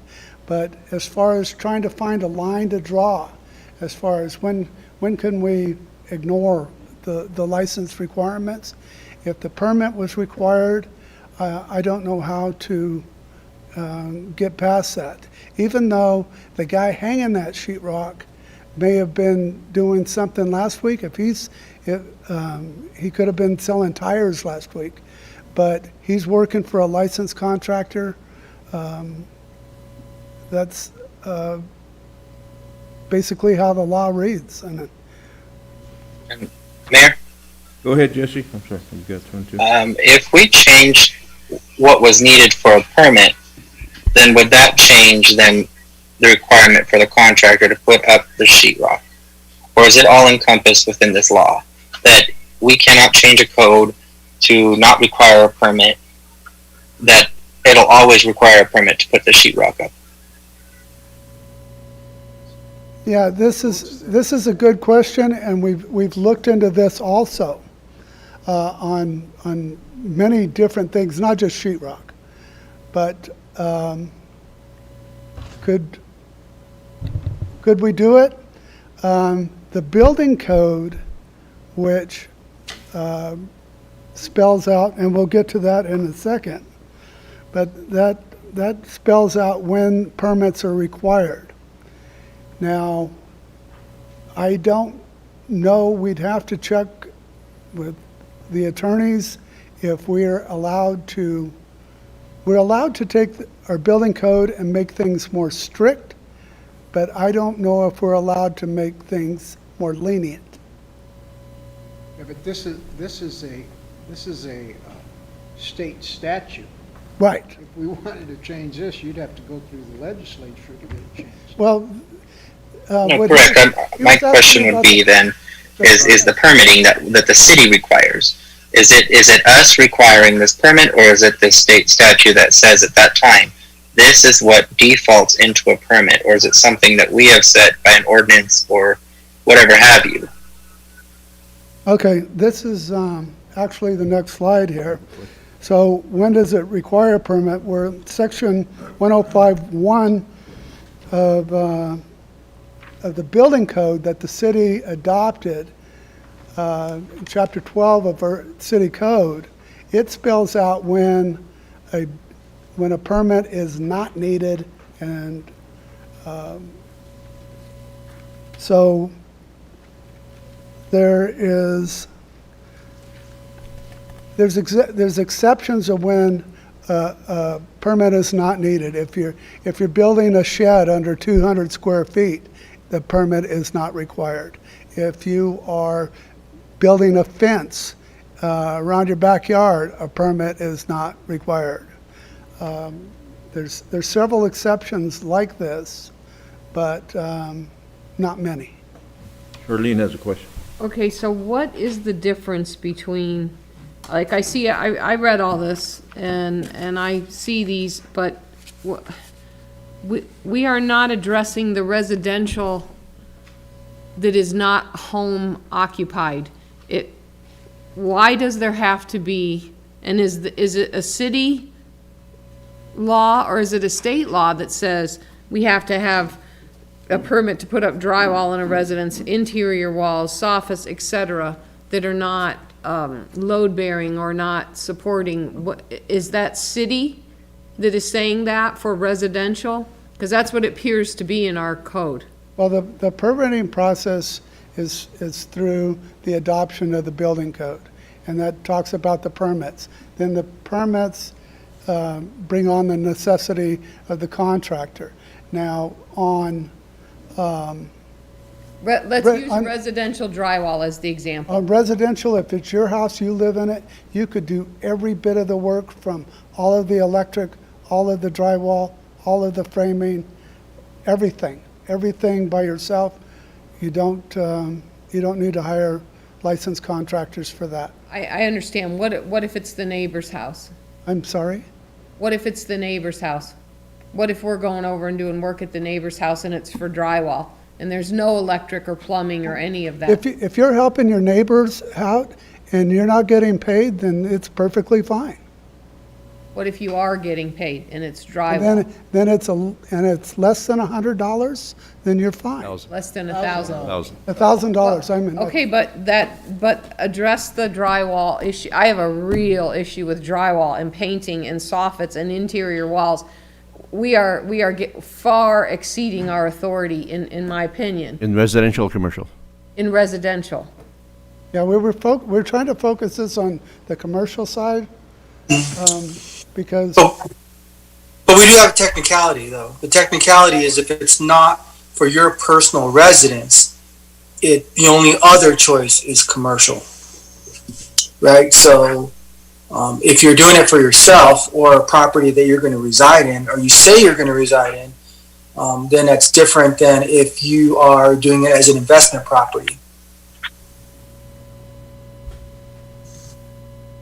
Most of the residential that we look at is new residential, and we are stretched thin on enforcement.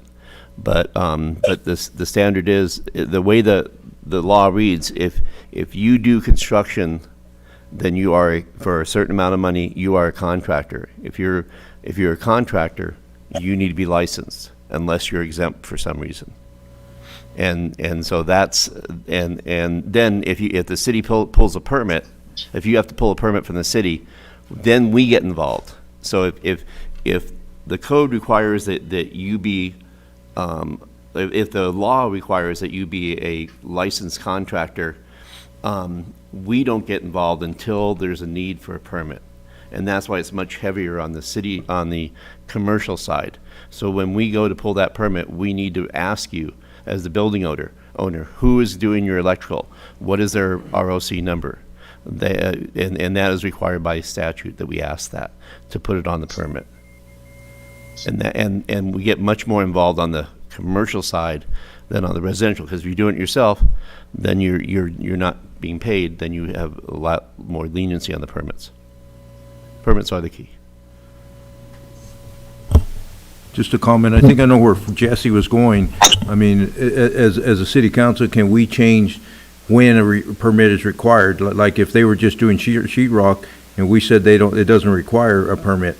But then I get into, I can see the other side of it too, like in a commercial building upstairs where there's an apartment complex and maybe they don't put 5/8 sheetrock and they don't put the screws in the right place, or we should know that. That person should know that. So if we don't know, if they don't get a permit, we don't know how they're doing the sheetrock.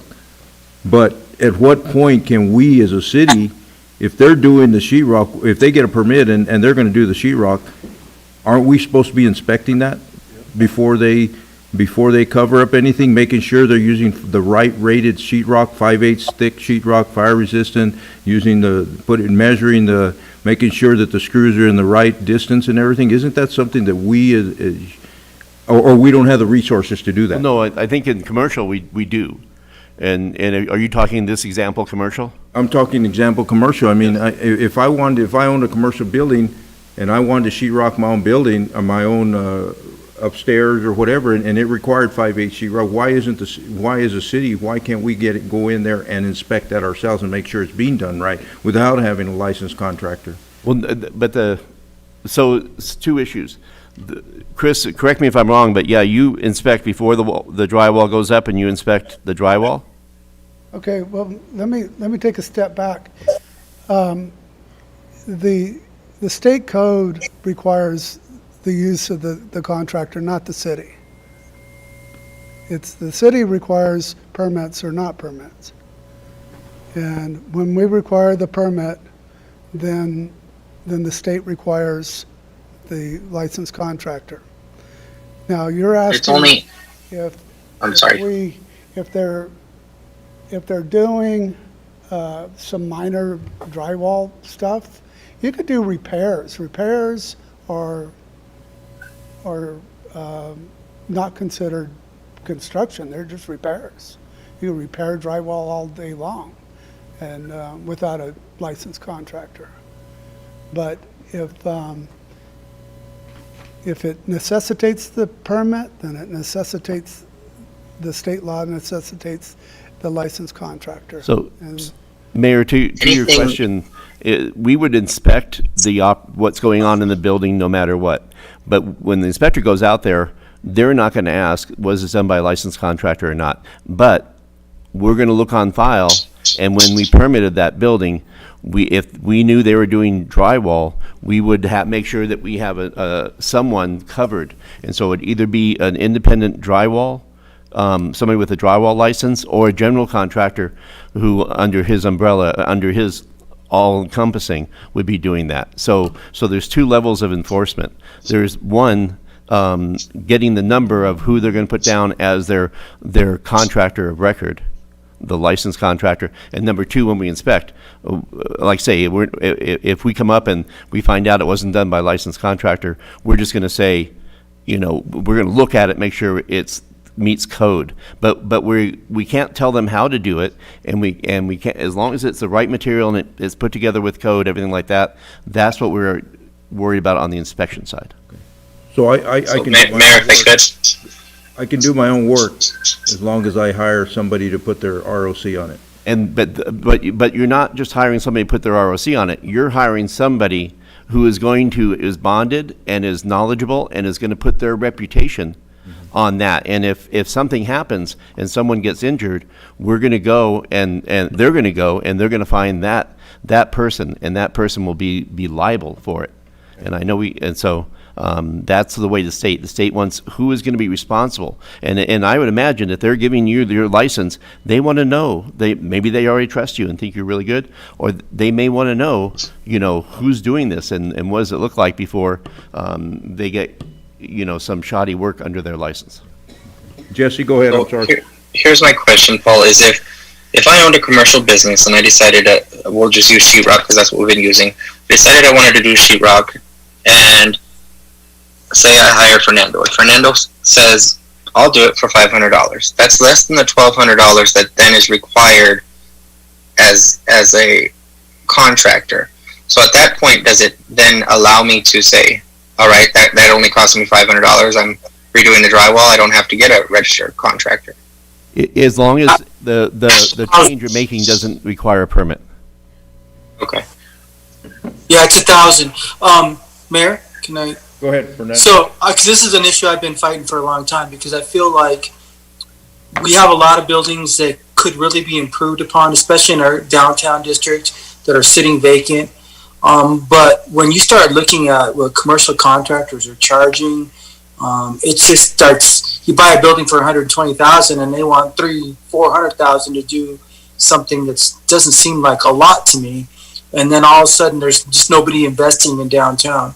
So I really question this, because the registered contractors, the rules basically say, if you're a contractor, then we have power over you, and these are all the things that we have power for over you on, the things that we control and how we'll control them and when we'll do this, right? But the building codes that we have, 2003, basically say, and we have an older version, so if we went to a newer version of the building codes, they'd actually be more stringent, because they would have more requirements, which would be hard for an area like us where we have a lot of older buildings. But anyways, that building code tells us when and what requires a permit, okay? And then if you require a permit and it's not residential, then we go to contractors, which then says, these are the things that you don't need to have a licensed contractor for. You buy a commercial refrigerator that costs $4,000. Yes, it's over the $1,000, but really all you have to do is plug it in. So no, doesn't require a license or a permit or anything like that. But it's very specific as to what it is. And then that $1,000 limit comes into play. So, but one of the ideas that we had, and we looked at some of what the other cities are doing, and one of the things that we thought maybe we could present to the council here is see what your thoughts are on it, is what if we partnered with another entity in the community, and then through them were to offer the services of a general contractor that would be basically an assistant to the area that we want to focus on as far as redevelopment, that it wouldn't be some huge, ridiculous dollar amount to have a general contractor come in and say, okay, that's something that you can do. This is how you need to do it, and you need to do it the right way. You have to get a permit. And so that was one of the things that at the end of this presentation, we thought we'd float by the council to see if that was something that would be interested in pursuing to look more deeply into. Well, Mr. Mayor, members of council, I will take a second to explain that, but Councilman. Ready, go ahead. Yeah, thank you, Mayor. Rios. So Fernando, what you're saying, if I'm following you, Your mic's not on. Turn your mic on. Sorry, how about now? Oh, better. Sorry about that. Wow, all this time we've been talking to a mic that was off.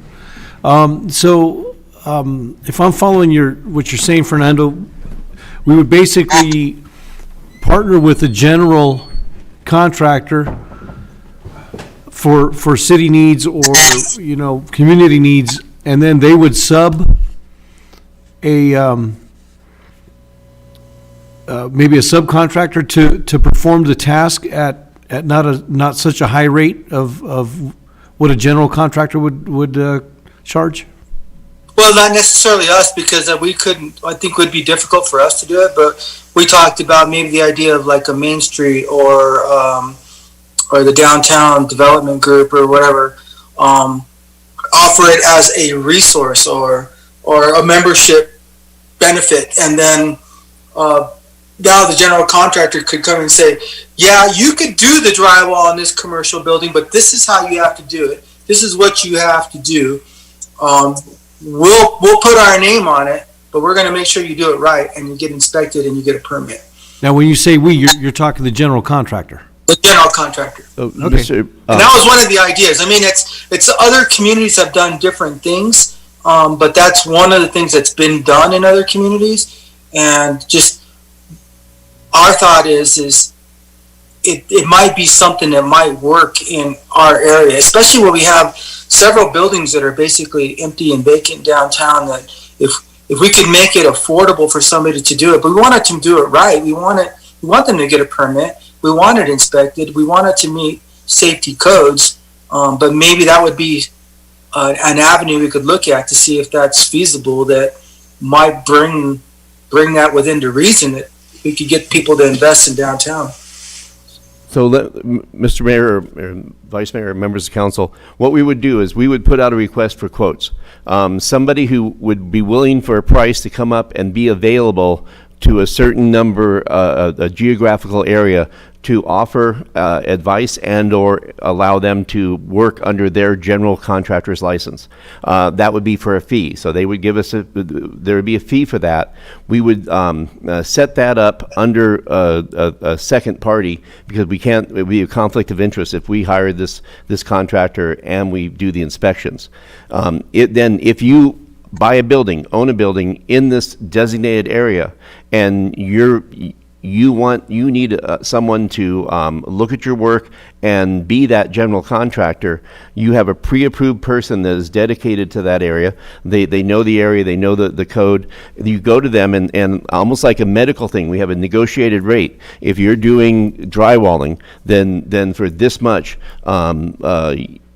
you can hire me and I will sign off on it as I make sure that you know what you're doing. And somebody else is doing a bigger project, a little bit more money. But we get past that hurdle of no one can track down a general contractor and no one wants to do it. We combine the work so that it's worth the money for a single person to come in. We may not have that contractor come in, but maybe they're superintendent. Maybe it's a large construction firm. So we put out, see who would bid for it. The way I see this going, and I talked to Bill about this, we could find people who would do this, ask somebody like the Downtown Association to apply for a grant from the city that would fund the hiring of this regional general contractor, in order so that building owners had a path to quickly getting to someone who's already familiar with the area, and they can just call them up and say, here's what I'm trying to do. He takes a look at it, says, yeah, we're good, and it's going to cost you X amount of dollars. But we would subsidize, we can't totally subsidize it, but we would negotiate the cost. So the general would be the inspector? No, the general is a firm hired by the Downtown Association. Okay, so, and I'm following what you're saying. It sounds like, something really worth looking at, but if we're talking about permitted work, where does the inspection, who does the inspections? The city does the inspection. The city will do the inspection? Yeah. Okay, so, okay. We're the And this is only for commercial? I think anybody in the downtown area. I think Well, commercial is the only one that requires a licensed contractor. If you're doing it for your own property, okay. I would draw other than commercial, then if it's just for your house, then you can do your own work. You still have to get a permit, you have to get it inspected, you have to pass inspection, right? But you can do the work. The issue is for people that are trying to invest in downtown and don't have $1 million, right? Can we get them to invest in downtown and fix up these buildings without having to spend $1 million? And then this would be an option. And technically, when you work under a contractor, I become their employee even if I don't get paid, because it's their license on the line. Right. So if I'm the contractor and Freddie, you buy a building and you want to redo it downtown, and you're thinking I'm your best option, then I'm going to say, Freddie, you have to use 5/8 drywall. You have to do it this way. The screws have to be 8 inches apart. Da da da da da da da da da. If you do all of that, then you're good to go. But technically, you're an employee of the general contractor, okay, even though you're not getting paid. Right. And the general contractor is responsible. So then Chris comes in, or whoever the building inspector is, to make sure that you did it correctly. They give you a thumbs up, and you're done. Sweet. Yeah, and so that's, if council likes that idea, I'd like to move forward and bring back a proposal to put an RFP out like that. I mean, we see people do it all the time. They want to do their project, and they go to somebody and say, hey, you're a general, I'll give you $5,000 if you'll sign off and I can use your number with the city. And that's what the beauty will be, is that general contractor will share his ROC number, so when that building owner goes pull a permit, we have a legal permit. The only connection to the city is we bankrolled the grant that allowed the organization to hire this. But because we're doing it for everybody, we're not picking one person. We're doing it for a redevelopment area. Bill says it'll work. Well, he says he thinks it'll work. Mayor, if I could, Go ahead, Jesse. I'd like to see this rolled out for our historic district, our downtown area, and then if it works, possibly transitioning this to another area and then to another area. I could see this as Councilman Rios and Fernando have said, encompassing and being great for the community and bringing a lot more businesses here. It conquers that hurdle of people who are trying to flip their own commercial building, and even if they have the money, they can't find somebody to help them. And so we put that in-between person in place to benefit our business. I mean, our business community, not one business, but so with that, if seeing the noddings of the heads, I think we'll put together some type of proposal and see if we can get some people to bid on it and see how affordable it is. I think it's a great idea. I really do. It helps our business community. Right, and it satisfies the rule. Well, this was hatched on Fernando's patio, so just so you know. Good. Okay. Good job, Fernando. So my thinking is, and correct me if I'm wrong, Paul and Chris, is it's almost like we do with an attorney where we would do a grant to provide the retainer fee, right? To make them available and agree that this is the scope of work that they're willing to do. And then we kind of negotiate like a reduced price for them to to help our residents or our business owners. For one price, somebody would pay him $1 amount for a year to be available on call, and it's like an on call. And yes. if 20 people use him or one person uses, he still gets paid. And then he also gets, depending on the amount of work it requires and everything, but the building owners get not a subsidized rate, but a negotiated rate. Most certainly a reduced rate. Where's that money? Yeah. We would have to budget that. Or we look for grants. It might be a good grant opportunity, but it promotes development. So I don't know. I haven't gotten that far. Is the city of Colonia? Yes. Parts of it. Yes, we are. I didn't I'd be understand. fun. We're colonial. We're considered colonial within so many miles of the border where we can get grants, and there is grants for historic downtown that we could look into to fund this project. Yeah. Instead of having to go through the taxpayers, but it does promote a relationship between our people coming in and fixing our downtown area. It's a great idea. I mean, we could sit here and argue about this whole packet that we did, but if the state requires a permit and a permit requires a licensed contractor, the only option we have is this idea here. Yep. Bottom line. I mean, we know 300 Broad Street is our premier. I mean, they're turning and burning on that, and they're doing it right. But I think if he had that available, I think he'd be taking advantage of that. A lot of them would. A lot of people would. Mm-hmm. And when we're all legal. Well, we have one business owner that literally cannot get someone to come here and do the work. Yep. And they have the money, they just can't get anybody to come up here. And in that case, there are people here that could do the work, but he would be able to go to this person, the registered general contractor, have them basically bless the project, and the work could get done, it could get inspected, it could be done already.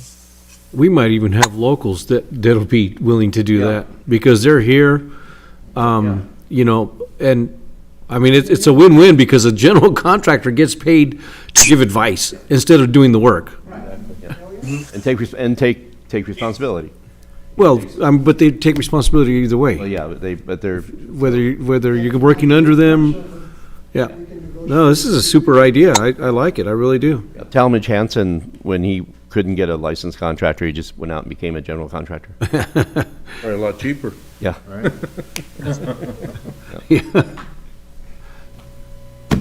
So, do we move on from there? Do we need to go through this PowerPoint? I mean, I think we have, I think we've all read this thing. Yeah. It's a good nighttime reading. I just clicked on the question page. I think Went this is straight to a great questions. conversation. Oh, wow, okay. Good idea, Fernando. I like that. Agreed. Well, it was all our ideas, so Good, patio meetings are good, I guess. yeah. Any other comments or questions on that? It was just presentation, right? Yes. Yeah. But I appreciate the direction, so we'll come back. That is great. I think that's a good idea. That'll resolve a lot of our issues. And still, like I say, we're gonna take it as far as we can go and hopefully make it work. Good. Okay, we'll go to consent calendar. And on the consent calendar, we have consideration of waiver of section 2-10, 2-4-10, prior discussion rule to allow action on the balance of the consent agenda. We have accounts payable at $767,154.00. Consideration approval of council minutes. Consideration to approve June 9, 2020 summary minutes. Consideration to approve June 22nd, 2020 summary minutes. Consideration of agreements and purchases of less than $25,000. We have consideration and possible council approval of amendment number 2 to contract agreement from form number CA-2020-0031 with Weber Water Resources in the amount of $25,720.30 to be funded from account number 50-80-51234 Water Contractual Service. And that's Vincent, right? And then consideration and possible approval of change order number 1 to LLR Electric LLC, contract number GS 2020-0018 for the scum pump electrical improvements and equipment in the amount of $1,399 to be funded from account number 51-80-53100 wastewater contingency fund. Anybody from the staff or council or public want to remove any of these items? Mayor, I hate to do this, but I got a question on one of the accounts payable, so can remove that for now until I can ask that question. I'm sorry, accounts payable? Yeah. Mr. Mayor, if there are no other questions or comments, I motion that we accept the consent agenda as read and remove accounts payable for further discussion. Second. Motion and a second for approval of consent agenda. Any further discussion? All those in favor say aye. Aye. Any opposed, nay? Aye. Any abstaining? Motion passed. We'll go back to item accounts payable. Go ahead, Fernando. And I'm trying to look at it, but there's 1,000 items on here. But there was one that was like a law firm that I wasn't familiar with that we were paying, and I didn't know what that was for, and I just wanted to ask what that was about. Is it Eric Edwards or? Yeah, that's familiar. Yeah. Eric Edwards. Dale, do you want to explain and go to the podium? Yeah, Edwards and Amato. Yeah, that one. What is that? It's a what? It's $5,750. Councilman Shipley, Eric Edwards and Bill Amato are the contracted legal advisor for the police department.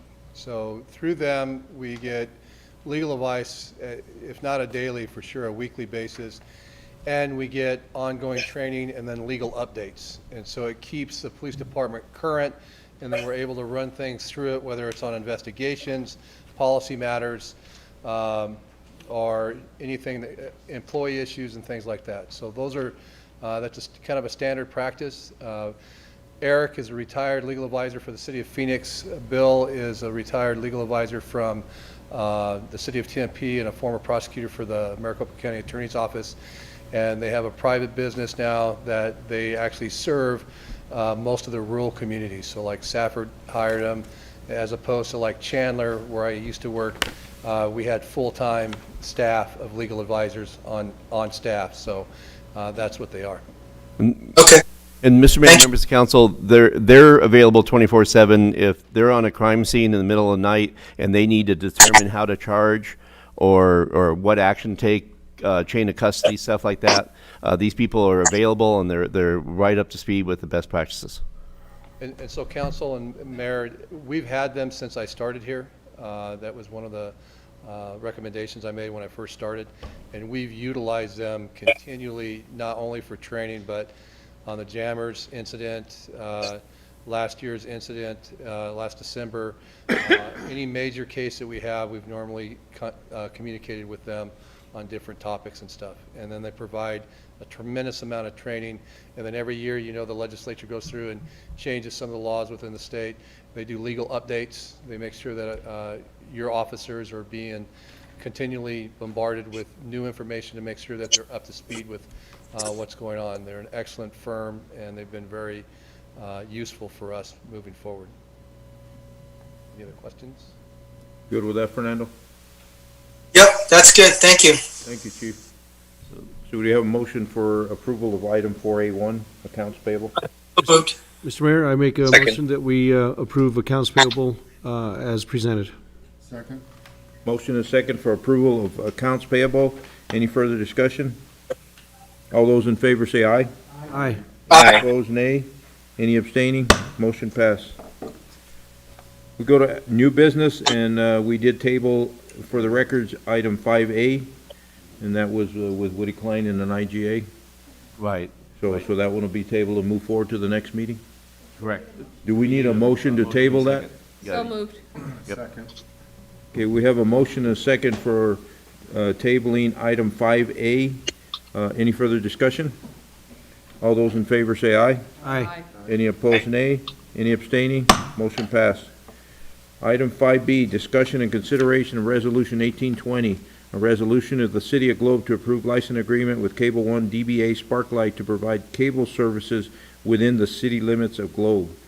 And Shelley, can you read Resolution 1820, please? Yes, sir, Mr. Mayor. Resolution number 1820, a resolution of the mayor and council of the City of Globe, Arizona, accepting the application and affidavit from Cable One doing business as Sparklight for a uniform video service license and adopt and award the model uniform video service license agreement to operate within the City of Globe and allowance to utilize city right-of-ways. Is council pleased with that reading? Yes. Good evening again, Mayor and Council. The representative from Sparklight was supposed to be here tonight, but I was going to tell a bad joke about the cable guy. He's going to show up in a week or two. But this is, he's actually on vacation right now, and told him we could do the first read without him interrupting his vacation to come all the way back for this item, and he'll be here for the second meeting. But what this is, the resolution does two things. State law recently passed this license agreement thing with cable TV operators to where the operators do not have to go to every single city that they operate in and negotiate a franchise agreement. So with the help of the League of Cities and the attorneys for these cable operators, they hammered out an all-inclusive, every town does this, uses the same license. So this is a new thing for us. But also with this, within this resolution, the process that was put together was an application part and the actual license agreement part. We've combined the two to save council the time of approving an application and coming back with the actual agreement. This is where it all comes down to. We have a good agreement that's going to last us for years, and let's our community have cable TV if they care to have it. And any questions? Mayor, I was going to ask a question if it's okay. Go ahead, Fernando. And this is just, I got it in my head that cable providers have to provide a certain portion of community benefit. And is that part of the franchise agreement, or is that somewhere else, or is that just something I dreamed up in my head? You got to ask the question again, I'm sorry.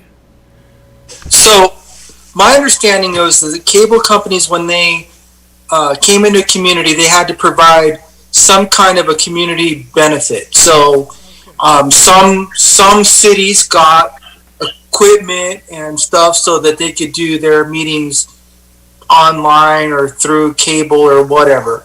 I don't know that we've ever asked for that. My understanding is that that is part of their requirement.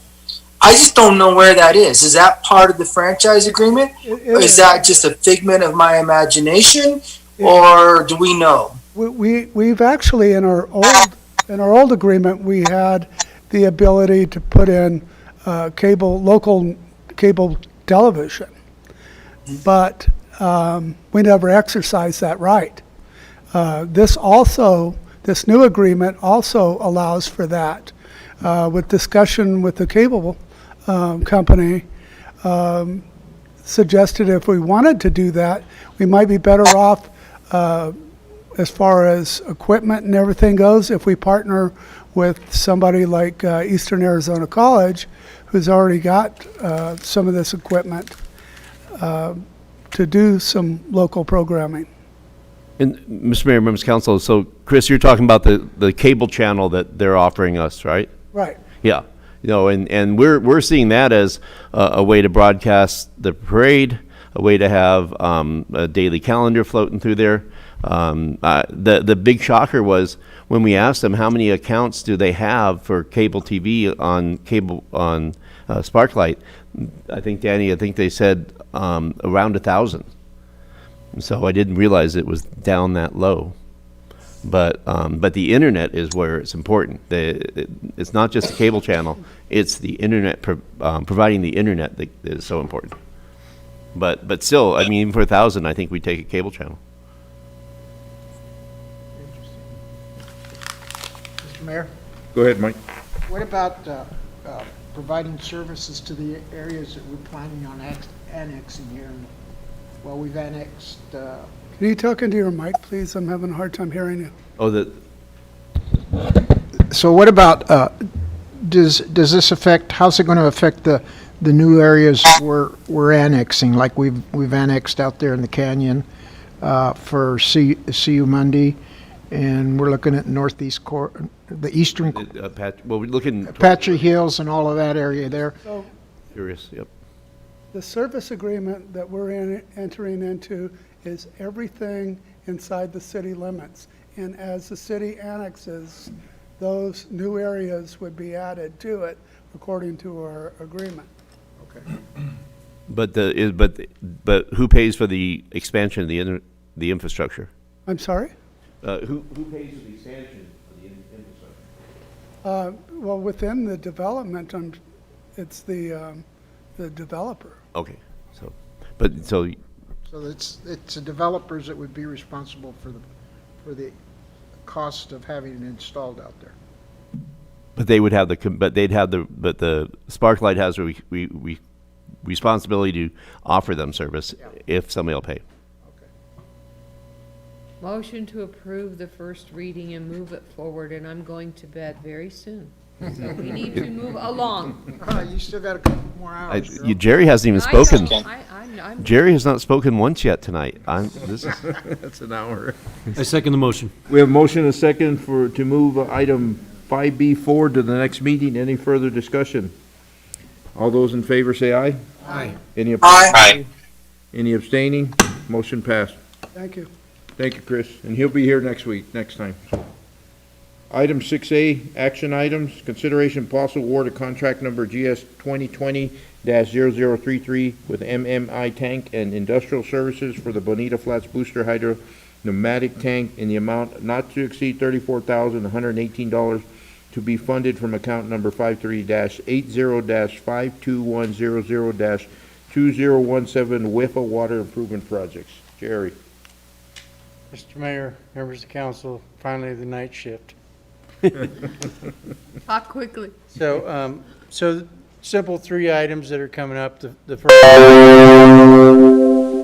Thanks, Danny. That's it.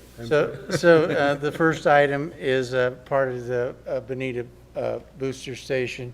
It's a pneumatic tank for that. We went out for a formal quote.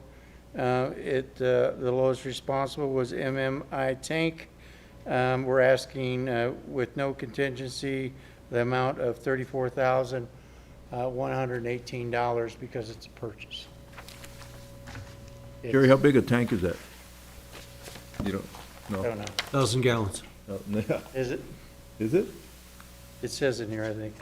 It's that small lot at the bottom of, on Bonita, right? That's- Yeah. Okay. Yeah, they actually dug the footer on the building today, so. Okay. It's a 4 by 10, 4-foot diameter by 10-foot long, 1,000 It'll sit gallons. behind the building, it'll be hidden. Okay. This is just for the purchase? I'm sorry, Mayor. Just No, for- go ahead, Fred. This is, Purchase, we're gonna set it. okay, all right. Boy, they're proud of their tanks, aren't they? Yeah, that's for sure. That's not very big. Yeah, they are.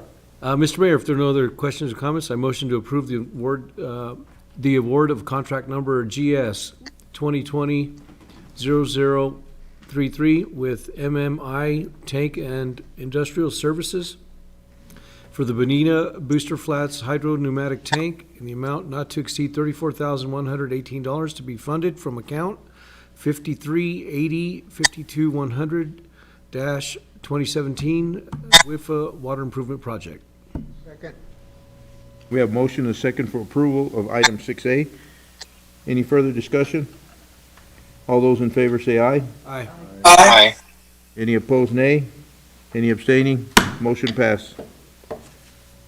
Item 6B, consideration and possible award of contract number GS-2020-0042 with the Rodriguez Construction Incorporated for the Bonita Flats Booster Pump Housing in the amount not to exceed $42,240, which includes $3,840 in owner contingency to be funded from account number 50-80-52200 Water Capital Outlay Construction with possible reimbursement from WIFA. Mr. Mayor, members of council, same deal. This is the pump house for this pump station, and we went out to get formal quotes. They come back about 20,000 too high, and we brought the bottom two bidders in, negotiated the city partnering with them doing some of the work, and brought it down about $16,000. So, and Rodriguez was the lowest responsible. So we actually have already done most of the city work, and so we're asking for your approval tonight. Jerry, is that the same size as the one out in Crestline, the Crestline one? Yes, it is. Same very size same as that one? Motion to approve as stated. Second. We have a motion and a second for approval of item 6B. Is there any further discussion? All those in favor say aye. Aye. Aye. Any opposed, nay? Any abstaining? Motion passed. Item 6C, consideration and possible approval of contract number GS-2020-0040 with Western Fence Company for the Cutter Fence Repair Project in the amount not to exceed $26,656.58 to be funded from account number 50-80-52200 Water Capital Outlay Construction. Jerry again. Mr. Mayor, members of the council, even easier in the first two. This is a CIP item. We went out and got prices on it. Western Fence was the lowest responsible bidder. Questions, comments? Mr. Mayor, I make a motion to approve the award of contract number GS 2020-0040 with Western Fence Company for the Cutter Fence Repair Project in an amount not to exceed $26,656 $2,258.58 to be funded from account number 5080 52-200, water capital outlay construction. Second. Motion and a second for approval of item 6C. Any further discussion? All those in favor say aye. Aye. Aye. Any opposed, nay. Any abstaining? Motion passed. Thank you. Thank you, Jerry. We've covered item 6D, which was tabled. Do we have any late agenda items? None? Mayor, no, we do not. Do we have any call to the public, Shelley? No, sir. They're all in bed. Scheduling of meetings. We got 3C to still do, don't we? The 3C? 3C, we gotta go back to it? Which one's that? It's employee engagement. Oh, we already did that. Yeah, we're all done with it. The only one we have scheduled is going to be a special council meeting the 21st next week? Yep. Wednesday. Wednesday. 6 o'clock. At 6 o'clock. Yep. 21st. Okay. Any other on those? Nope. Future agenda items, anything we want to see? You're bringing that back on the Yeah. Registrar of Contractors on? We have, what we are bringing back, we're bringing back the 2,500 from the county, probably the pot law and the CUP. Okay. And we may have to have a special at some point on the CUP to get the timing right, but we're gonna do our best to get it done in a month. That would be great. Okay. Mayor, Yes, Jesse, go ahead. I know that we had discussed it, and you said that you had tasked the COVID team in looking into possibly closing some roads down and allowing businesses, possibly in our downtown area, to be able to use some of the roadway for their businesses, as we've seen in other communities doing. I'd like to see if we can't move that to an agenda item in the future, or possibly put together a task force with the Historic Preservation Committee, COVID team, as well as maybe some business owners, so that we, moving forward, we're not faced with this again, and that way we can get that moving. You're talking about extension of property into parking spaces? Correct. Okay. Yeah, and I think Prescott, and I've seen some out of Flagstaff also that have done that, and I think that's a good idea, especially in the times we're in. Yeah, Mr. Mayor, members of council, Councilman Leatham, yeah, we had gamed out a couple of options on that, with the anticipation that someone would put a special event request. I think other than the limited resources the city has, we definitely could do a one-up, but if it, at some point we may get stretched, so we can bring forward a quick presentation on what capacity we do have. I would defer not to having a presentation and just moving forward with possibly putting together a task force, and then maybe that at that point, then the task force can iron out anything that needs to be done before it comes to us, and we sit here for 3 hours hashing it out. For extension of premises Well, permit? not just extension of premise, but yeah, in general, that's what it would be. And I think that you do need to get the buy-in of Historic Preservation Committee, as well as the downtown businesses, or any other business for that matter, that would like that. So if that could, I'd like to be able to give direction to the staff with council's approval to do let's that. talk offline and make sure I'm totally clear on the scope of what you're asking, but we can do that. Sure. Okay. Any other future agenda items? E-session? We got e-session? We had it already. Oh, okay. Go back. Do we have a motion for adjournment? So moved. Motion to adjourn. Motion and second for adjournment. All those in favor say aye. Aye. Aye. Any opposed, nay. Meeting adjourned. Thank you. Thank you. Good night, everybody.